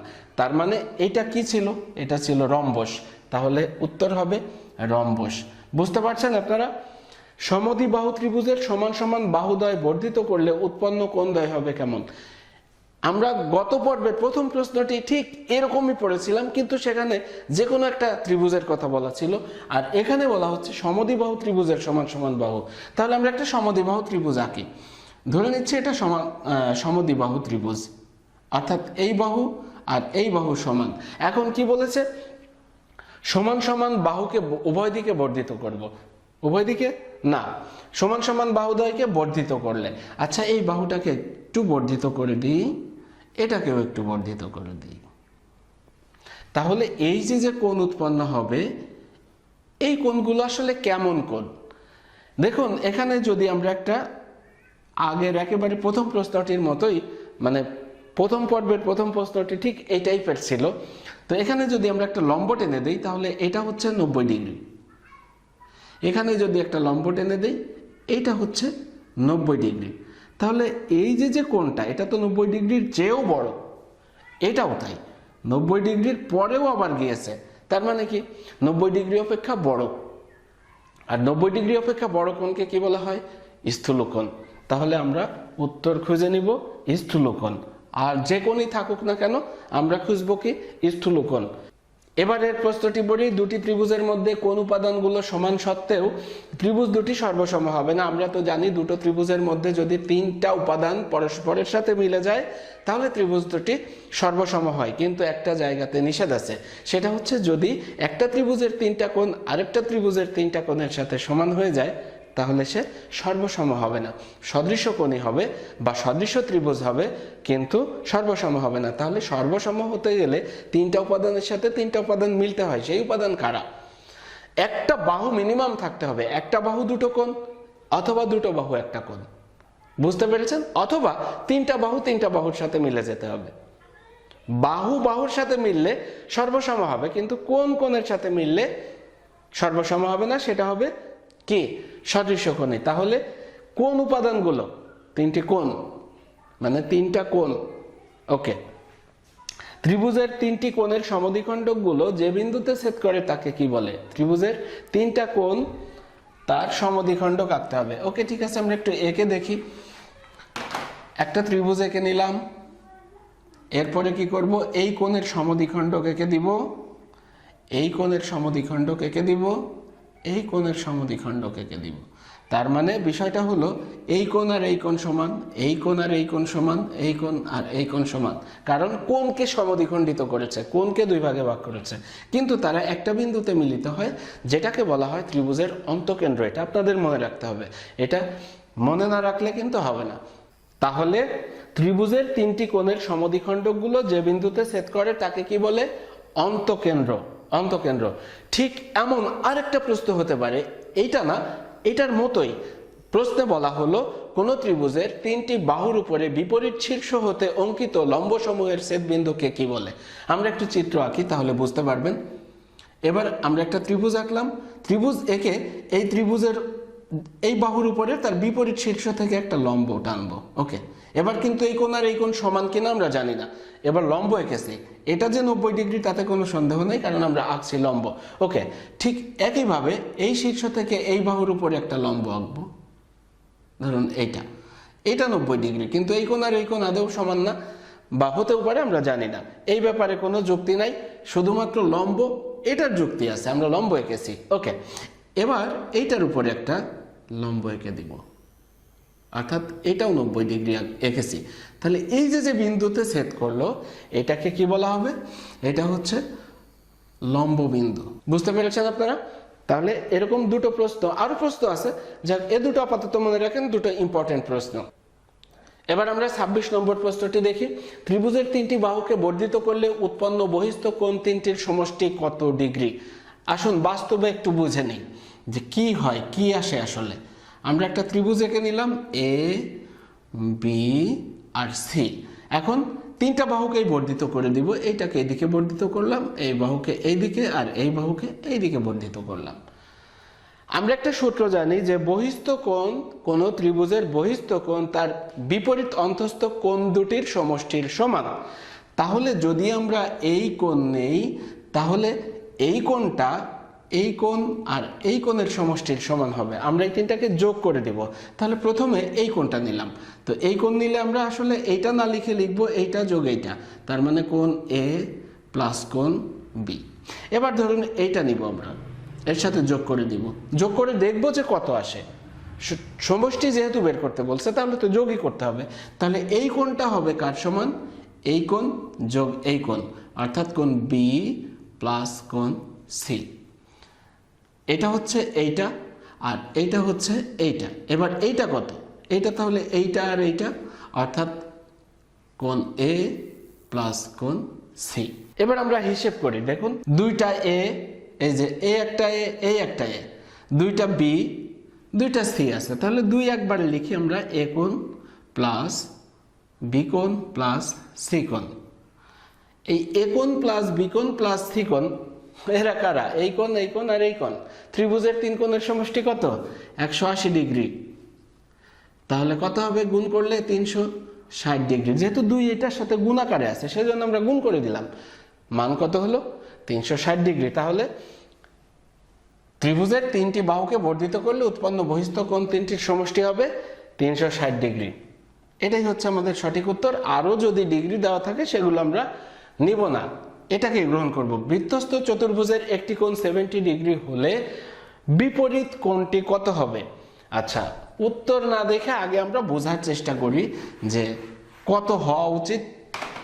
আমরা একটা বৃত্ত আঁকবো, বৃত্ত এঁকে তারপরে কি করব? একটা চতুর্ভুজ এঁকে দিব। যে কোনো চতুর্ভুজ আঁকেন, কোনো অসুবিধা নাই, কিন্তু বৃত্তস্থ বলতে চতুর্ভুজের যে চারটা বিন্দু পরিধির উপরে থাকতে হবে, এর ভিতরেও না বাইরেও না। বিন্দুগুলো কোথায় থাকবে? পরিধির উপরে। ধরুন এটা হচ্ছে এ বি সি ডি। এই এ বি সি ডি চতুর্ভুজটা একটা বৃত্তস্থ চতুর্ভুজ। যে কোনো চতুর্ভুজই বৃত্তস্থ নয়, বৃত্তের পরিধির উপরে তার বিন্দুগুলো থাকতে হবে, তাহলে সেটা হবে বৃত্তস্থ। আর যদি বৃত্তস্থ চতুর্ভুজ হয় তাহলে তার বিপরীত কোণ দুটি যোগ করলে 180 ডিগ্রি হবে। কত হবে? 180 ডিগ্রি। অর্থাৎ এই কোণ আর এই কোণ মিলে কত? 180 ডিগ্রি। এই দুটো মিলে, কথা বুঝতে পারছেন? আবার এই কোণ যোগ এই কোণ, এরা দুইজন মিলেও 180 ডিগ্রি হবে। তাহলে একটা যদি 70 হয়, একটা যদি 70 হয়, বাকিটা কত? 180 মাইনাস 70 সমান কত? 110, অর্থাৎ 110 ডিগ্রি। বুঝতে পারছেন আপনারা? পরের প্রশ্নে কি বলা হয়েছে? অর্ধবৃত্তস্থ ত্রিভুজের সূক্ষ্ম কোণদ্বয়ের একটি অপরটির দ্বিগুণ হলে ক্ষুদ্রতম কোণটির পরিমাণ কত? আমরা কিন্তু লিখি নাই, এবার নির্ণয় করে নিতে হবে। ওকে, ঠিক আছে। আগে একটা বৃত্ত এঁকে নিলাম। অর্ধবৃত্তস্থ মানে কি? বৃত্তকে অর্ধেক করে ফেলতে হবে, তার মানে একটা ব্যাস আঁকা লাগবে, কেন্দ্র বরাবর একটা রেখা যাবে। ধরে নিচ্ছে যে এই পাশে অর্ধেক, এই পাশে অর্ধেক, তার মানে এটা হচ্ছে ব্যাস। আচ্ছা, এখন অর্ধবৃত্তস্থ ত্রিভুজ কি? এই ব্যাসকে কেন্দ্র করে, মানে ব্যাসকে ঠিক রেখে এই পরিধির উপর যে কোনো জায়গায় একটা বিন্দু নেন, এই পাশে আঁকেন আর এই পাশে আঁকেন, কোনো সমস্যা নেই। আমরা ধরে নিচ্ছি এটা একটা পি বিন্দু, আর এটা কি? এটা তো ব্যাস, যেহেতু দুই ভাগে ভাগ করে ফেলেছে বৃত্তকে, তার মানে এটা ব্যাস কিউ আর। এখন আমরা কি করব? এটাকে একটা ত্রিভুজ তৈরি করব। অবশ্যই পরিধির উপরে হতে হবে। এই বিন্দু পরিধির উপরে, এই বিন্দু পরিধির উপরে, এটাও পরিধির উপরে, ভিতরে বাইরে কোথাও না। যদি তাই হয় তাহলে একটা সূত্র আছে, অর্ধবৃত্তস্থ কোণ অলওয়েজ 90 ডিগ্রি। কত? 90 ডিগ্রি। তাহলে এখানে কিন্তু বলে দিয়েছে যে অর্ধবৃত্তস্থ ত্রিভুজের সূক্ষ্ম কোণদ্বয়ের, সূক্ষ্ম কোণ কারা কারা? তাহলে এটাও 90 থেকে কম, এটাও 90 থেকে কম, এই দুটোই সূক্ষ্ম কোণ। তার মধ্যে বলা হচ্ছে একটা আরেকটার দ্বিগুণ। তাহলে ধরুন এটা যদি x হয়, এটা কত? 2x, তার মানে কত? 3x। আচ্ছা, এই 3x মিলে কত হবে? এরা দুইজন মিলে তো আবার 90 ডিগ্রি, তার মানে 3x সমান কত? 90 ডিগ্রি। তার মানে এত কিছু না করে আমরা সরাসরি 90কে 3 দিয়ে ভাগ করে দিতে পারি, তাই না?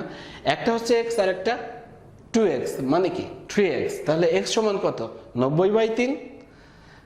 দুইটা কোণ তো আবার 90 ডিগ্রি, তার মানে 3x সমান কত 90 ডিগ্রি। তাহলে 90 কে যদি 3 দিয়ে ভাগ করে দিই তাহলে কত হলো 30 ডিগ্রি। তার মানে একটা যদি 30 হয় আর একটা কত 60। দেখুন 30 আর 60 মিলে কিন্তু 90 হয়ে গিয়েছে, আর এখানে 90 আছে, তার মানে কত হলো 180। তার মানে আমাদের সলিউশন ঠিক আছে।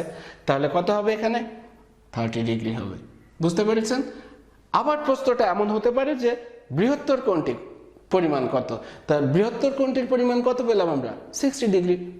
একইভাবে একই সমাধান। পরের প্রশ্নে আসি, ত্রিভুজের বৃহত্তর বাহু সংলগ্ন কোণদ্বয় সূক্ষ্মকোণ, স্থূলকোণ, সমকোণ, সরল কোণ। ওকে, একটা ত্রিভুজ এঁকে ফেলি আমরা। একটা ছোট বাহু আঁকলাম, একটা মেজো বাহু আঁকলাম, আর একটা বড় বাহু আঁকলাম। তিনজনকেই রাখলাম আমরা। একটা বিষয় মনে রাখবেন, বৃহত্তর বাহুর বিপরীত কোণ সবচেয়ে বড়। যে বাহুটা বড় তার উল্টা পাশের কোণটা সবচেয়ে বড়। তার মানে এইটা যদি বড় হয় তাহলে এই কোণটা সবচেয়ে বড়, আর বাকিগুলো অবশ্যই ছোট। তাহলে এটা কি হবে 90 ডিগ্রির চেয়ে অবশ্যই বড় হবে। তাহলে এই দুটো কোণ হবে কি, এরা তো 90 ডিগ্রির চেয়ে ছোট হয়ে গেল। যদি এটাও হয় যে এটা কোনো কারণে 90 ডিগ্রি হলো, তাহলে বাকি দুটো মিলে তো 90 ডিগ্রি, তাই না? তো যেহেতু তিন কোণের সমষ্টি কত 2 সমকোণ মানে 180 ডিগ্রি, তো একটা কোণ তো বড়, তাই না? তাহলে বাকি দুটো কোণ অবশ্যই সেই কোণের চেয়ে ছোট। তো ওরা দুইজন মিলে আর ওর সাথে মিলে কত হবে 180 হতে হবে। তার মানে এরা সূক্ষ্ম হতে বাধ্য, মানে 90 ডিগ্রির চেয়ে ছোট হতে বাধ্য। বুঝতে পেরেছেন? তাহলে রেজাল্ট হবে কত সূক্ষ্মকোণ। আচ্ছা, কোন বৃত্তের বহিস্থ কোন বিন্দু থেকে বৃত্তের উপর কয়টি স্পর্শক আঁকা যায়? 3টি, 2টি, 1টি, অসংখ্য। আমরা চেষ্টা করে দেখি কয়টা আঁকতে পারি। একটা বৃত্ত এঁকে নিলাম, এরপরে বাইরে একটা বিন্দু দিলাম, ধরে নিচ্ছে এটা পি বিন্দু। এখান থেকে স্পর্শক আঁকতে হবে এই বৃত্তের উপরে। তো দেখুন এখান থেকে যদি এদিকে একটা স্পর্শক আঁকি তাহলে একটা, আবার যদি এদিকে একটা আঁকি তাহলে এভাবে গেল। তো স্পর্শ বিন্দু কিন্তু একটা পাওয়া যাবে, এখান থেকে আঁকলে এখানে একটা বিন্দুর সাথে সঠিকভাবে স্পর্শ করে যাবে। এই পাশেও তাই। আর কোন দিকে নিব? আর তো নেওয়া যাবে না। যদি ধরেন ভিতর দিয়ে নিই তাহলে কি হবে, ছেদ করে চলে যাচ্ছে। তার মানে এই বাহু হতে পারে না, এটা যাচ্ছে আর এটা যাচ্ছে, আর সরল রেখা তো আর এরকম ঘুরে আসতে পারে না। তাহলে এটাও সম্ভব না, তার মানে দুটোই সম্ভব। রেজাল্ট হবে কয়টা? খ নাম্বার, অর্থাৎ 2টি। কোন সমকোণী ত্রিভুজের ক্ষেত্রফল 144 বর্গ একক, সমকোণের সন্নিহিত বাহুদ্বয়ের একটি 12 একক হলে অপরটি কত? ওকে, আমরা একটা সমকোণী ত্রিভুজ দেখি। ধরুন এটা একটা সমকোণী ত্রিভুজ যার এই কোণটা সমকোণ, তাহলে সন্নিহিত বাহু এটা একটা, এইটা আর একটা, এই দুটো হচ্ছে সন্নিহিত বাহু। তাহলে এটা একটা লম্ব একটা ভূমি, আমরা ধরে নিচ্ছি এটা ভূমি এটা লম্ব। তাহলে একটা যদি 12 একক হয় অপরটি কত? এর ক্ষেত্রফল কিন্তু দেওয়া আছে, ক্ষেত্রফল কত 144 বর্গ একক। ওকে, সমকোণী ত্রিভুজের ক্ষেত্রফল কত? হাফ গুণ ভূমি, ভূমি আমরা ধরে নিচ্ছি 12, আর উচ্চতা কত? উচ্চতা হচ্ছে আমরা ধরে নিলাম যে এইচ। তাহলে এটা হচ্ছে ক্ষেত্রফল। আবার ক্ষেত্রফল দেওয়া আছে কত 144। তাহলে দেখুন এখানে কাটাকাটি করে দিই, তাহলে 6 থাকলো। এইচ সমান কত 144 ডিভাইডেড বাই 6। যদি আমরা ভাগ করে দিই কত পাবো 24। তার মানে 24 একক। বুঝতে পারছেন আপনারা? সমকোণী ত্রিভুজের ক্ষেত্রফল হাফ গুণ ভূমি গুণ উচ্চতা, আর সেটা সমানই কত 144। তার মধ্যে একটা দেওয়া আছে 12, তাহলে হাফের সাথে 12 কেটে 6 হলো, আর তার সাথে উচ্চতা গুণ অথবা অন্য একটা বাহু গুণ সমান কত 144। তাহলে 6 ডান পাশে গিয়ে ভাগ হয়ে গেল, কত পেলাম আমরা 24। তাহলে এই জাতীয় অঙ্ক যতই আসুক না কেন আপনারা করতে পারবেন। এখানে যে কোনো মান দিয়ে আসতে পারে, এখানে মান চেঞ্জ করলো, এখানেও মান চেঞ্জ করে দিল, কোথায় এই যে এখানে। তাহলে আমরা রেজাল্টও ওইভাবে পেয়ে যাব, কিন্তু ফর্মুলা এটাই, এইভাবেই সমাধান করবেন। পরের প্রশ্নটি দেখি। ত্রিভুজের 3 বাহু উহার অন্তবৃত্তের সম্পর্কটা কি? এখানে গ্যাপ দেওয়া, তার মানে এখানে কি হবে, তাই না? তো আমরা একটা চিত্র দেখি। এখানে একটা ত্রিভুজ আছে আর তার ভিতরে একটা বৃত্ত আছে। দেখুন অন্তবৃত্ত বলতে কি বোঝায়? এই বাহুগুলোকে জাস্ট ভিতর থেকে স্পর্শ করে যাবে। অন্ত মানে ভিতরে, বাইরে নয়। তাহলে ভিতরের দিকে 3টা বাহুকে স্পর্শ করে যাবে।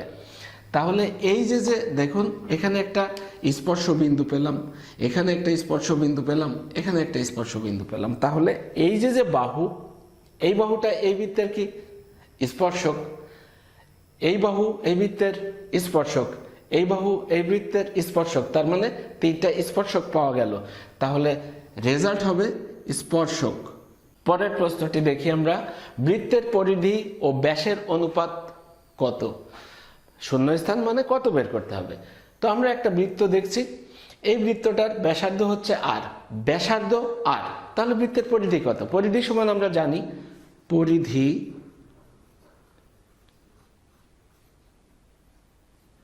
পরিধি সমান 2πr। আর ব্যাস সমান কত? ব্যাসার্ধ হচ্ছে ব্যাসের অর্ধেক, তাহলে ব্যাস কি? ব্যাসার্ধের দ্বিগুণ, তাহলে ব্যাস হবে কত? 2r।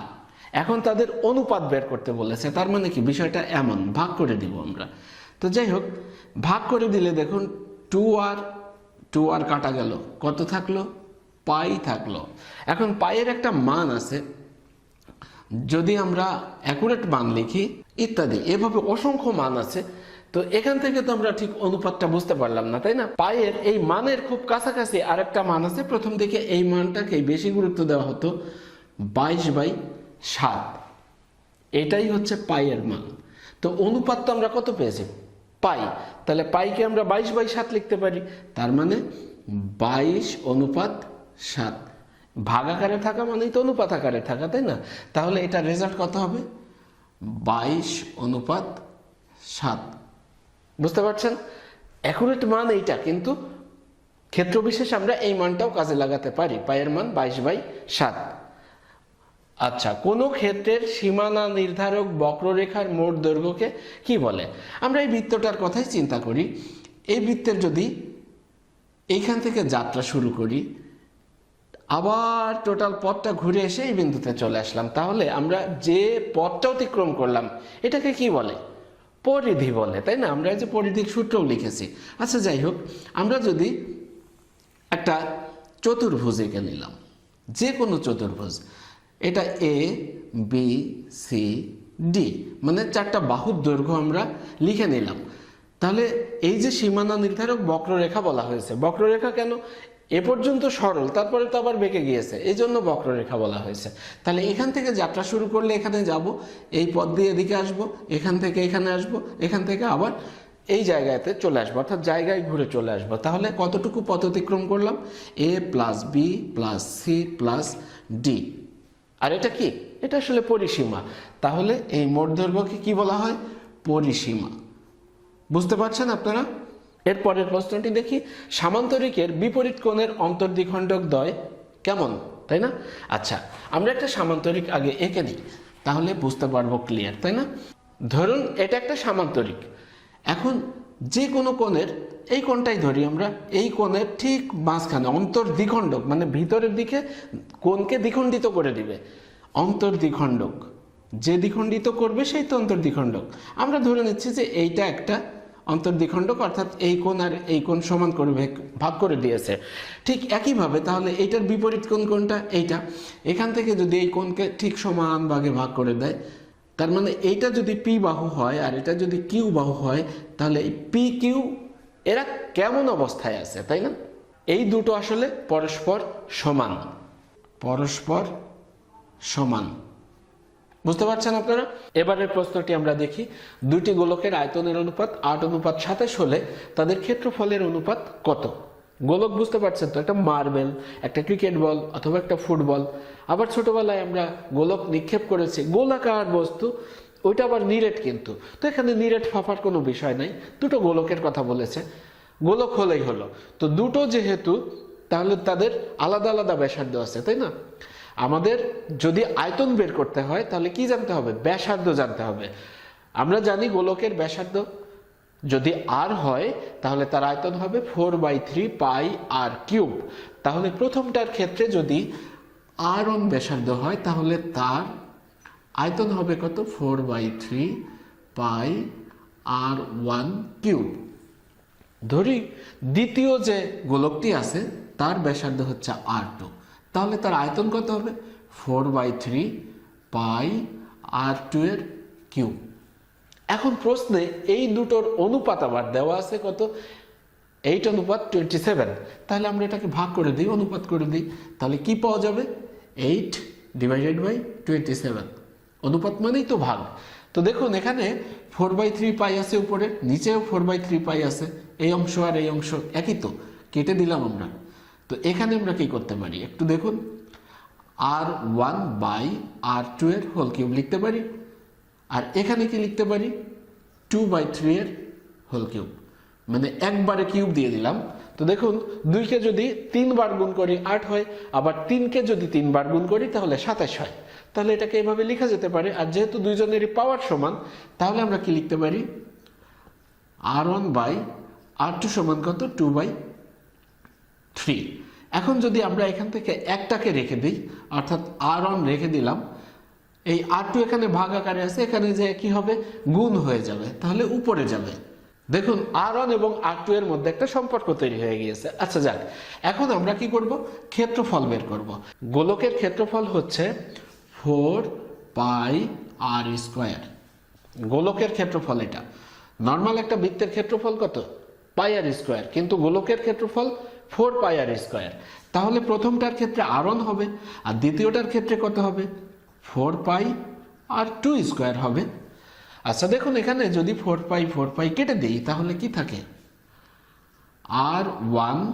আচ্ছা r1 আমরা আর লিখবো না, r1 এর পরিবর্তে কত লিখবো এইটা লিখতে পারি, তো তাই না, কত 2/3, যেহেতু r1 এর একটা মান আমরা পেয়ে গিয়েছি, r2 তার উপরে স্কয়ার, আর নিচে কত আছে r2², এটা থাকবে r2²। ওকে, এবার দেখুন এটাকে ভেঙে দিই আমরা 4/9, মানে স্কয়ার সবাইকে দিয়ে দিচ্ছি যেহেতু এরা গুণ ভাগ আকারে আছে। তাহলে এখানে কত হবে r2², আর নিচে কত r2²। তাহলে r2² কেটে গেল, কত রইল 4/9। এটাকে আমরা তো এভাবে লিখতে পারি 4:9, অর্থাৎ 4:9। তাহলে এটা রেজাল্ট হবে কত 4:9। আশা করি বুঝতে পেরেছেন। না বুঝতে পারলে বারবার টেনে টেনে দেখবেন, তারপরেও যদি না বুঝতে পারেন কমেন্ট সেকশনে জানিয়ে দেবেন। পরের প্রশ্নে আমরা আসি, বৃত্তস্থ সামান্তরিক একটি ড্যাশ। আচ্ছা বৃত্তস্থ সামান্তরিক আঁকার চেষ্টা করি। একটা বৃত্ত এঁকে নিলাম, এর ভিতরে একটা সামান্তরিক আঁকবো, কিন্তু একটা বিষয় মাথায় রাখবেন, এখানে আমরা সামান্তরিক আসলে বৃত্তের মধ্যে আঁকা যায় না। এগুলো একরকম সামান্তরিক, কিন্তু সামান্তরিকের যে অ্যাঙ্গেলগুলো থাকে একটু বাঁকা থাকে, অর্থাৎ 90 ডিগ্রি অপেক্ষা বড় অথবা ছোট, কিন্তু বৃত্তের মধ্যে সেটা করা যায় না, অবশ্যই 90 ডিগ্রি হতে হয়।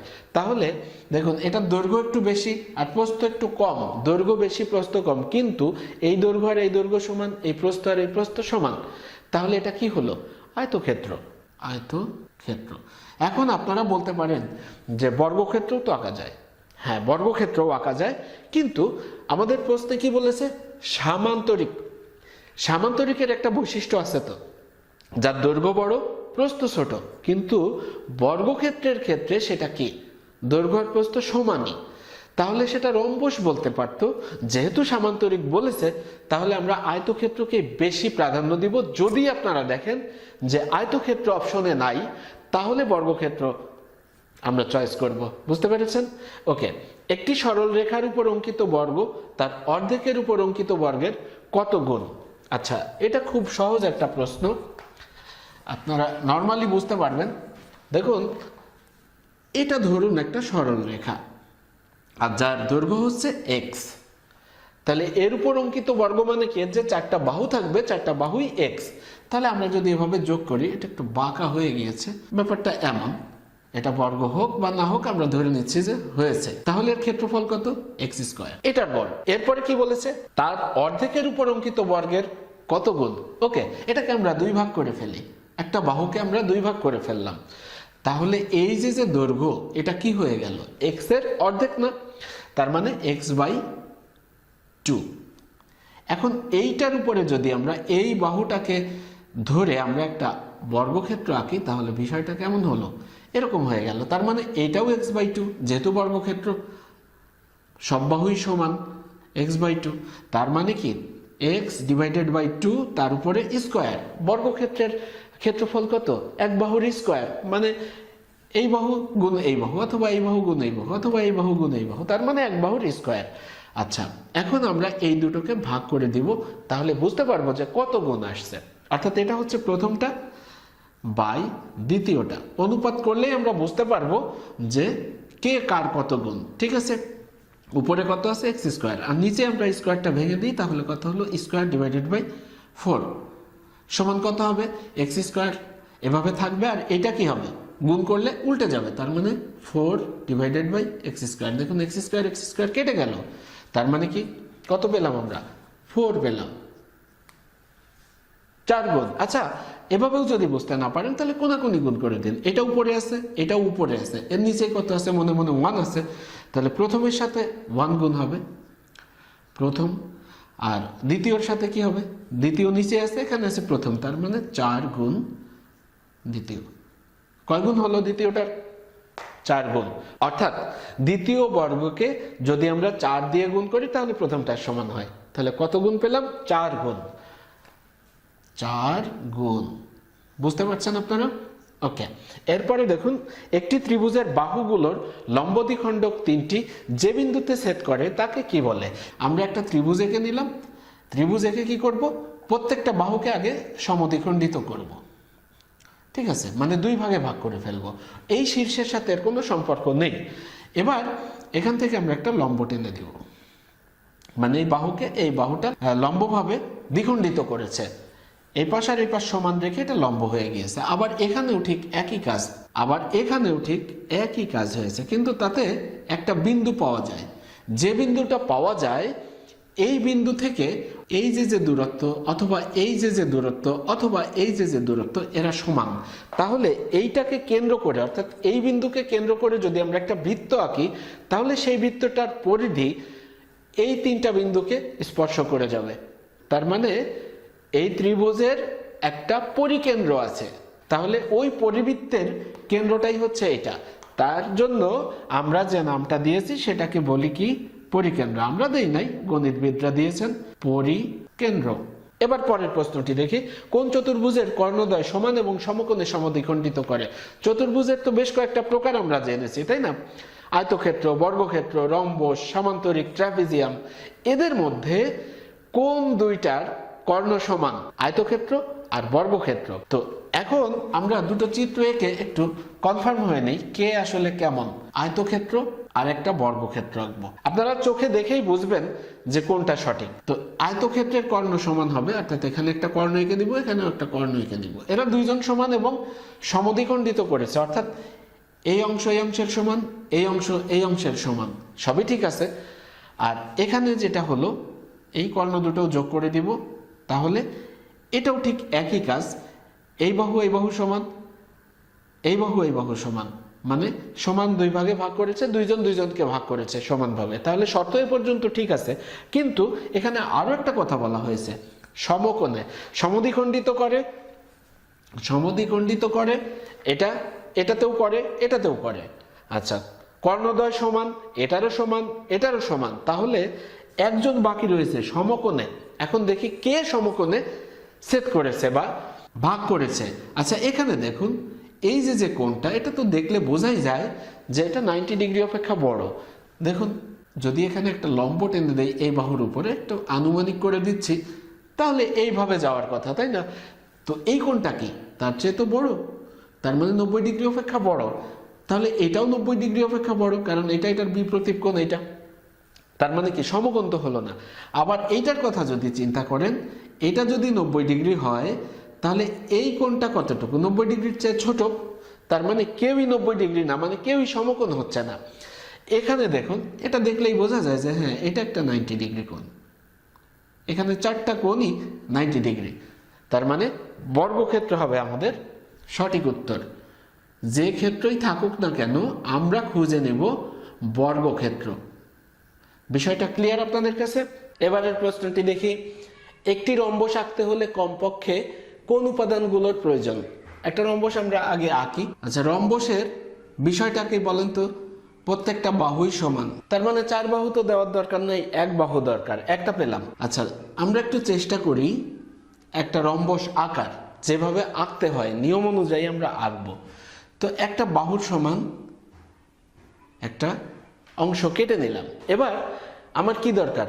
এরপরে কি আঁকবো? আর তো আঁকার কিছু নাই, তাহলে একটা কোণ দরকার। ধরুন এই কোণটা দেওয়া আছে, এখানে আমরা একটা কোণ এঁকে নিলাম ওই কোণের সমান। ধরুন আমরা কম্পাস দিয়েই আঁকছি, ওকে। এবার যেহেতু একটা কোণ পেলাম, তার মানে কি পেলাম, মানে কি নিয়েছি, একটা বাহু আগে নিয়েছি, তারপরে একটা কোণও নিয়েছি। কয়টা নিলাম? 2টো উপাদান নিয়েছি। কিন্তু এখন দেখি এই অঙ্কনটা সম্পন্ন করা যায় কিনা।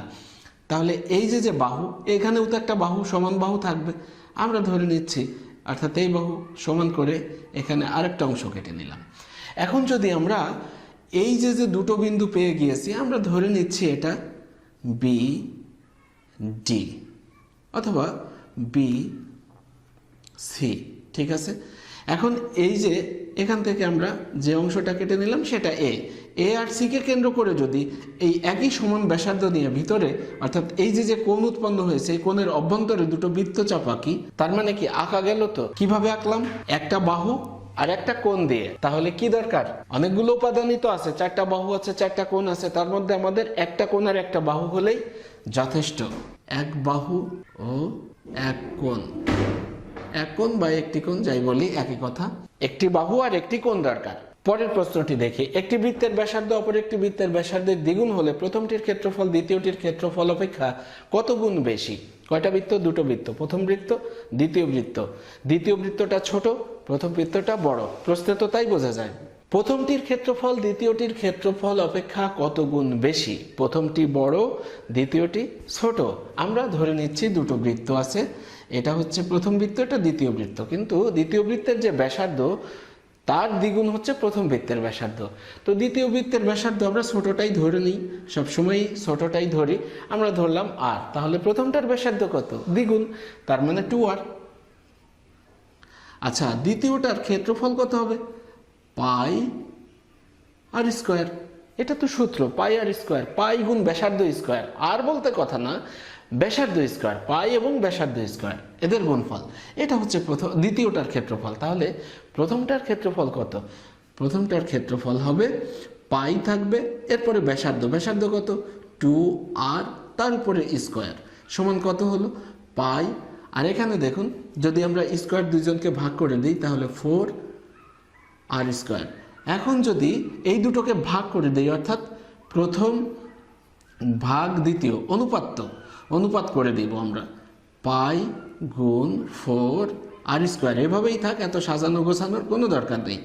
আর স্কোয়ার বাদ হয়ে গেল, পাই বাদ হয়ে গেল, তার মানে 4। বুঝতে পারছেন? প্রথমটা দ্বিতীয়টার কয় গুণ? 4 গুণ। এখানে একটা বিষয় মনে রাখবেন, এখানে তো বলেছে কত? দ্বিগুণ। যদি 3 গুণ হতো তাহলে জাস্ট এখানে 3 বসিয়ে দিতাম আমরা। প্রশ্ন কিন্তু এভাবে হতে পারে। তাহলে এখানে 9 হতো, এখানেও 9 হতো, এখানেও 9 হয়ে যেত, তার মানে কয় গুণ হতো? 9 গুণ হয়ে যেত। ওকে, যদি বলা হতো যে 4 গুণ, তাহলে কি হতো? 4 গুণ হলে এখানে আমরা 4 বসিয়ে দিতাম, তাহলে এখানে কত হতো? 16r স্কোয়ার হয়ে যেত। এটা খেয়াল রাখতে হবে। তাহলে এখানেও তাই হতো, 16r স্কোয়ার, আর স্কোয়ার কেটে এখানে কত হয়ে যেত? 16 গুণ হয়ে যেত। প্রশ্ন এভাবে ঘুরিয়ে আসতে পারে, সুতরাং এই বিষয়গুলো আমাদেরকে সতর্কতার সাথে বুঝতে হবে। ওকে, এর পরের প্রশ্নে আসি। একটি সরলরেখার উপর অঙ্কিত বর্গ তার 1/4 উপর অঙ্কিত বর্গের কত গুণ? এরকম একটা জ্যামিতি আমরা এর আগেই করে আসলাম, এই কিছুক্ষণ আগে, 2-3টা জ্যামিতির আগে আমরা করে আসছি। কি বলেছিলাম? একটা বাহু নিয়েছিলাম যাকে আমরা বলছিলাম x, তাহলে এর বর্গ হচ্ছে x স্কোয়ার। এবার কি হলো? 1/4, 1/4 না, 1/4, মানে এটাকে সমান 4 ভাগে ভাগ করে তার 1 ভাগ হবে। তাহলে এইটার এক বাহুর দৈর্ঘ্য কত হচ্ছে? x/4, পুরোটার পুরোটা যদি এক্স হয় তাহলে তার 4/1 হবে, তার মানে x/4। এটার উপরে স্কোয়ার বসিয়ে দিই এবার, তাহলে কত হলো x²/16। এখন কি হবে, তাদের অনুপাত করে দিব, অর্থাৎ x² সমান কত, x² গুণ 16/x², কেটে গেল, তাহলে কত হলো 16 গুণ, উত্তর কত 16 গুণ। এই জায়গাতেও এই প্রশ্নটাও কিন্তু ঘুরিয়ে আসে, যেমন এর আগে জাস্ট অর্ধেক বলেছিল, তাহলে 1/3 বলতে পারে না? অবশ্যই পারে।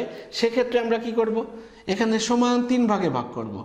3 ভাগে ভাগ করলে x/3 হবে, আর এখানে কত হয়ে যাবে, 9 হয়ে যাবে, এখানেও 9 হয়ে যাবে, তাহলে এখানেও এগুলো কি হয়ে যাবে 9, তার মানে 9 গুণ। বুঝতে পারছেন? এভাবে আমাদেরকে বুঝে নিতে হবে। পরের প্রশ্নে আসি, বৃত্তের কেন্দ্রের নিকটবর্তী জ্যা দূরবর্তী জ্যা অপেক্ষা কি বড় না ছোট? ব্যাপারটা কিন্তু এমন। তো যাই হোক, আমরা একটা বৃত্ত আঁকি, মুখস্থ করার চেয়ে বুঝে নিই। এটা বৃত্তের ধরুন কেন্দ্র। এখন কি বলেছে, নিকটবর্তী জ্যা আর দূরবর্তী জ্যা। ঠিক আছে, আমরা এর নিকটবর্তী একটা জ্যা আঁকি, এবার দূরে একটা জ্যা আঁকি, আরো দূরে আর একটা জ্যা আঁকি। আচ্ছা, একই দিকে না এঁকে একটু দূরে আঁকি। বেশি কাছে কে, এ বেশি কাছে, বেশি দূরে কে, এ বেশি দূরে। তাহলে এর মধ্যে কোনটাকে বেশি বড় মনে হচ্ছে? নিকটবর্তী যেটা, সেটা বড় মনে হচ্ছে না? এটা বেশি বড় এইটার চেয়ে, চোখেই বোঝা যাচ্ছে। তাহলে কেন্দ্র থেকে যত দূরে যাবে জ্যা তত ছোট হবে, আর যত কাছে আসবে তত বড় হবে। তাহলে বৃত্তের কেন্দ্রের নিকটবর্তী জ্যা দূরবর্তী জ্যা অপেক্ষা বড়। অতিভুজের বিপরীতে থাকে কি? অতিভুজ কোথায় থাকে বলুন তো? অতিভুজ থাকে হচ্ছে একটা সমকোণী ত্রিভুজের মধ্যে। সমকোণী ত্রিভুজ আছে তো অতিভুজ আছে। এটা হচ্ছে ধরুন অতিভুজ, এটা অতিভুজ, আর এর বিপরীতে হচ্ছে কি আছে, এইটা আছে। এটা কি? যেহেতু সমকোণী ত্রিভুজ, এ দুটো তো দেখেই বোঝা যাচ্ছে যে সূক্ষ্মকোণ 90 ডিগ্রি অপেক্ষা ছোট, আর এটা হচ্ছে 90 ডিগ্রি কোণ। তার মানে অতিভুজের বিপরীত থাকে 90 ডিগ্রি কোণ বা সমকোণ। তাহলে রেজাল্ট হবে কি? সমকোণ। অথবা এই প্রশ্নটা ঘুরিয়ে দিতে পারি এভাবে যে সমকোণী ত্রিভুজের অতিভুজের বিপরীতে যে কোণটি থাকে তার পরিমাণ কত? কত হবে? 90 ডিগ্রি। সহজ কথা, যে সমকোণ সেই তো 90 ডিগ্রি। বুঝতে পেরেছেন আপনারা? প্রিয় বন্ধুরা, আশা করছি ক্লাসগুলো বুঝতে পারছেন। যদি বুঝতে কোনো সমস্যা হয় কমেন্ট সেকশনে জানিয়ে দেবেন। এছাড়া ক্লাসগুলো কেমন লাগছে সেটা জানাবেন, আপনাদের মতামত জানাবেন। যারা আমাদের চ্যানেলটি এখনো সাবস্ক্রাইব করেননি, যদি কোনো উপকারে এসে থাকে তাহলে অবশ্যই চ্যানেলটি সাবস্ক্রাইব করে পাশে থাকবেন। দেখা হবে পরবর্তী ক্লাসে। সবাই ভালো থাকুন, সুস্থ থাকুন, নিরাপদে থাকুন। সবার জন্য রইল শুভকামনা।